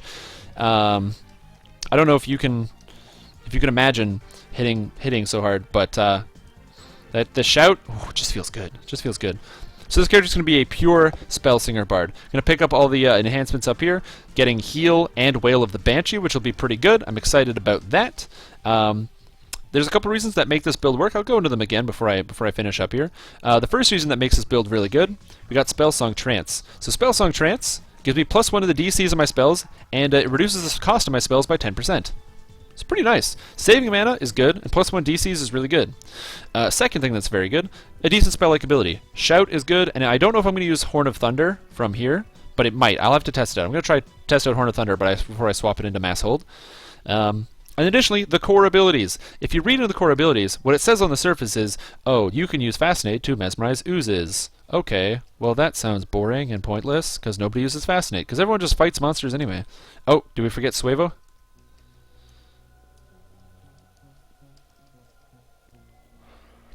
Or Suavo? I'll make sure we find him. Some people might read that and think, oh yeah, that's what it does. But then you got to read the bottom, the subtext. Your enchantment, evocation, and illusion spells add 1 to the difficulty check. So that's great, +1 to the DCs. Consider that you'd have to take a feat for that, or you might spend 2 points on an enhancement. But that also is Music of the Dead, +1 to the DCs. Music of the Makers, +1 to the DCs. Virtuoso, +1 to the DCs. So from your core enhancements, you get +12 to DCs overall. 4 evocation, 4 enchantment, and 4 illusion. That's a lot to your DCs. I don't have the wisdom for this. I don't have the wisdom for that. Unless I have a Owl's Wisdom Potion, which I don't. So that's really good. Getting +4 to your DCs is kind of nice, almost for free. Additionally, each one of these cores is going to give you 2% critical hit chance with Sonic and positive spells. So your healing is going to be consistently good, because you get universal spell power every time you spend points in this tree, and you've got tons of positive energy crit. So positive energy crit is one of those things that I don't think is very good most of the time, because you can't rely on positive energy critical hits to be consistent, because you don't get bonus to your positive energy critical hit. Even as a like a specifically positive energy Radiant Servant, you don't get bonuses to your crit as a Radiant Servant for your healing spells, which means it's difficult to keep a consistent level of crit. And consistency is important. If I know I'm going to heal somebody for 500, like, would I rather do 500 healing and 1,000 on a crit, and when my teammate has 1,000 health, or do like 750 every time? I'd rather do 750 every time, because doing 750, I know exactly how much it's going to heal. I'm not going to bank on trying to get that crit, and 90% of the time when I crit, it's going to be over healing, because I already have it specified, like, this is how much my heal does. However, with this character, I get an extra 12%. So 12% critical hit, that's not 0, that's 12%. That is a lot of free critical hit. If I have a critical hit item, it's going to be an extra 20% critical healing. That's almost 33% of the time that I'm critically healing. Not too bad, especially if I take mass cures, because it means I can very easily top up people even if the cures themselves don't heal that much. So I can save mana and quickly top up my allies. Plus, oozes are getting destroyed by my ooze slaying powers. So I think it'll be cool. I know the DCs are going to be high, so I'll be able to play it. Get out of the way. So I'll be able to play it after. Even in things like epics, where you wouldn't imagine you want a bard. Well, I mean, +7 to the evocation DCs. That's really nice for for Exalted Angel. I would love to have +7 on my evocation DCs as Radiant Servant. Are you kidding me? Like, that's huge. So not only do you get +7 on your DCs as a Radiant Servant, not Radiant Servant, what's that character class I was talking about? Exalted Angel. That also carries into another one that's really good. Draconic Incarnation, baby! Yeah, 12%'s not zero. Very trackable. 12%'s not zero. Gonna do the underwater swimming optional after, so if anyone wants to help with that, that'd be cool. But first gonna take out this ogre. Take out the ogres, man. Like, oh my ogres. Whoosh! Like that whoosh move? I said whoosh, everything's dead. Gonna get that whoosh going. Get this get my sound burst, and just empty the room of life. How often do you get to say, "Oh, I was playing a bard and I emptied a room of life. I made a room devoid of life." By the way, dance fool. Oh, he made a save. Oh, he's making all his saves. I said, dance, monkey. Dance. Ha ha ha ha. I like that. I like this dance move. 19 will save. It's okay. The big issue is my will saves are my saves are a little bit low right now, and the big reason for that, my charisma. I don't have an item. If I get an item, pump it up. It'll be good. But don't have an item yet. Hopefully we'll pick up like some good items, charisma, and maybe even insightful charisma. That'd be kind of cool. Cool. It's the thing. You always got to think of the positives, right? So this will be a pretty cool build, and it should carry its way into epics nicely. Cool. Somebody want to help me do the underwater swim here? I'll heal Izzy.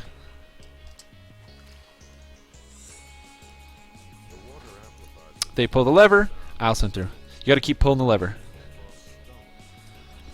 And then once I'll pull the lever on the other side to open it up for everybody.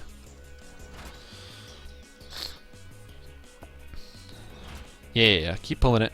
Keep pulling that lever. Keep a little more, a little more. Oh. Cool, thank you. We are through, and the door is now open. Let's get out of the water here. Do a quick hop. Break me some crates.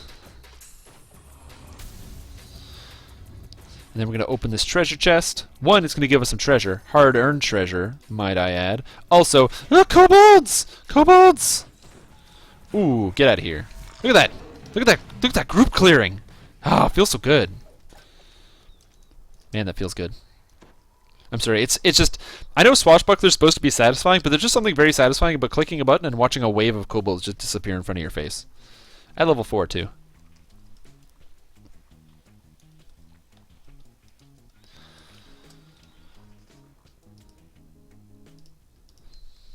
Oh, apparently we got both the things open. Cool, so now we can just go into the middle.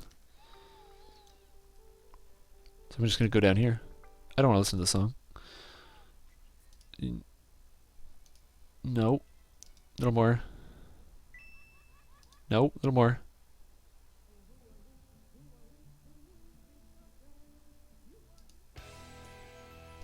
Sorry, I'm looking at songs, and I'm trying to find a good one.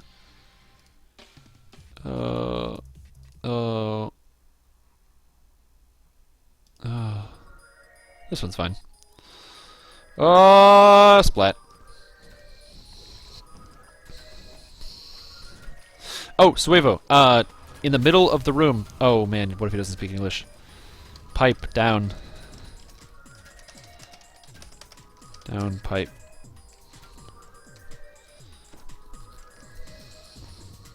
I totally forgot that he doesn't know where to go.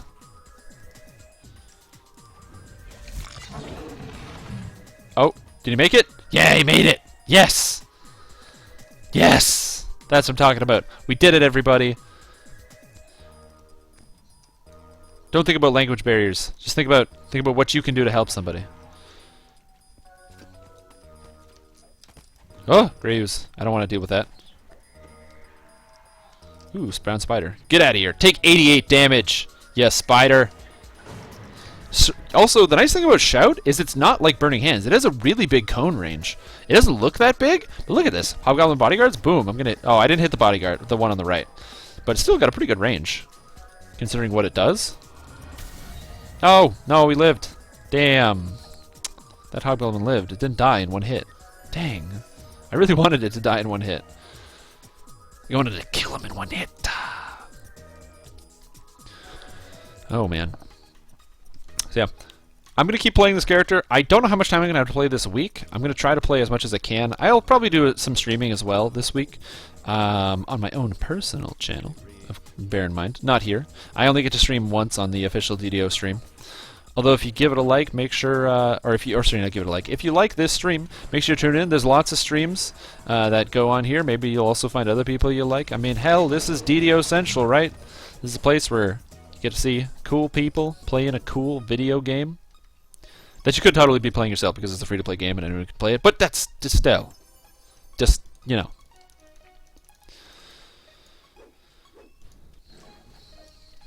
But yeah. Let's look at this cool sword. I like this armor. I really like this green chain shirt. It's very cool. I kind of wish there were more like different colors for armors that would drop.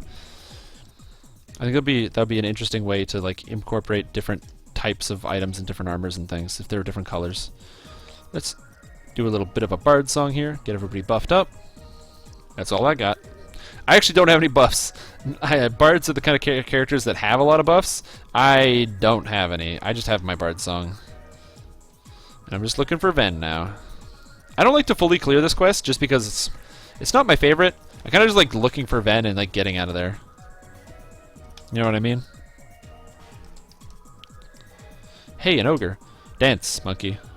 Get out of here. How long does that dance last? I have enough time to stab him. Stab him dead. I do not attack that fast, so. No Ven. No Ven.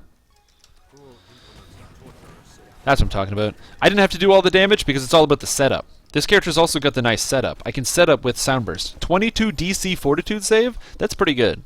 You know? On a level 2 spell with no charisma items, 22 is nice, especially for level 4. I can also pump it up even more. So Shout, that means it's a 23 because it's a 3rd level spell, which is pretty good.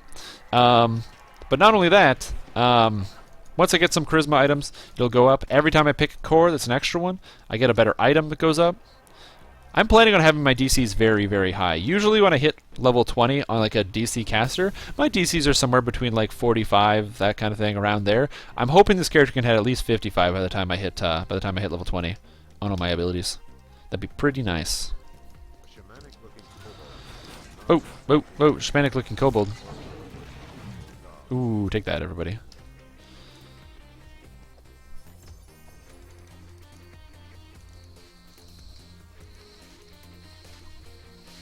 Unfortunately, I don't see the actual, you know, I don't see the, I don't see Ven. I don't see the corpse I'm supposed to be finding. Although I feel like we could start a new crime show on this stream here. Corpse Catchers. Where is Ven? This week in Waterworks, our heroes go to find Ven, the corpse. Spoiler alert, Ven is dead. If you haven't played this quest, I apologize. I just super spoiled it. Ven is actually dead. We are trying to save him, but, you know, find him in the prison. But he's not actually here. He's dead. Now, because I've got, again, the healing. Ooh, look at that. I can heal Suevo. That's what I'm talking about, man. I'm going to try to keep my devotion as high as possible, my devotion spell power, so that way I can heal my allies that need it. Because I don't know. I believe in when you have the option, try to help people. It's the kind of thing, like if you're playing cleric and you're level 9, you're playing favorite soul, you're level 11 or 13, think about taking Raised Dead. Because even if you might think like, man, I'm going to lose a little bit of damage, that little bit of damage you lose might just make somebody have a better experience with the game, because when they die, they can get resurrected. Or carry scrolls. Either one works. But same thing with like healing. You know, if you can heal, don't just be like, I'm never going to. You know, if you can, especially at like low levels, just do it. There's a lot of like new players, that kind of thing, that are playing at low levels. If you can help them out, do what you can. That's my message from, for today. Help out the little people, new players. Oh my god. Oh my god. Goodbye, Scorpion. He's making all his saves. Scorpion's a beast. It's like, I must kill this rogue. As it goes and tries to kill the rogue. Irresistible rogue flesh. Ooh, hey, there's a dude in this cell who's not Ven, but now he's alive. You guys, oh, I found Ven. Found Ven, everybody. Hey, what's up, Corpsey? Yeah, found Corpsey. Cool. Cool. Good job, everybody. Cool. And now we recall it. Done with the quest, so. Yeah. So, while I'm running back, I'm just going to run back and turn in. Oh, jeez. Oh, jeez. Oh, I forgot about this. Oh, God. While I'm running back, I'm going to pick up all the different optionals that are on here, the rare encounters. But I just want to let everybody know that it's 10 o'clock, I believe. Yeah, it's exactly 10 o'clock. So I'm going to be putting an end to the stream for today. I know it's sad. I know you guys don't want me to leave, but there's nothing I can do. Them's just the rules that I arbitrarily put on this show length. So that's how we have to do it for now. Please bear with me. If you liked the stream, you had a lot of fun. You're like, damn. This Strimstream guy is like pretty entertaining. I could watch him like all day. Well, you know what? Sometimes it's different intervals. You can. Sometimes I actually do stream on my own. If you'd like a link, kaboom! There it is, right there. This link here, so you can like see where I'm streaming. So if you like, go ahead. You like me? Please give me a follow. Yeah, man. You can't reincarnate right away. You gotta take your time. Gotta take your time.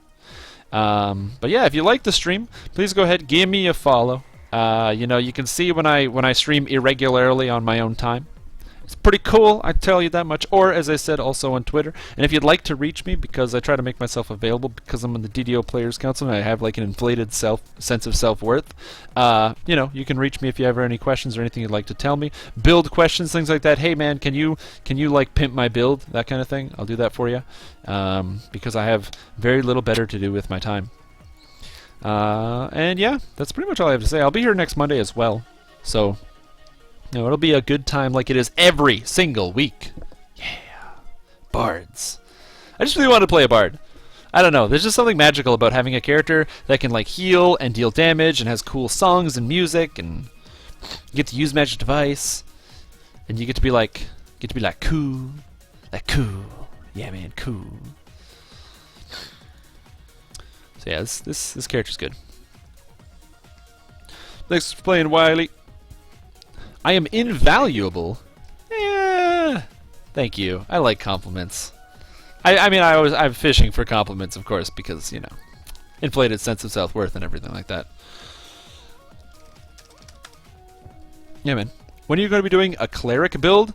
I'm not sure. It's either going to be next life or the life after that. I can't decide between... I'm just going to hand in this quest. That's why the stream's not over yet. I'm not sure. I can't decide between Nega Cleric, which I'm doing either next life or the life after, and Pure Tank Favored Soul. It's going to be a Favored Soul Paladin split, Purple Dragon Knight. So Purple Dragon Knight, Paladin, Favored Soul Tank, or +1 Great Crossbow. That looks garbage.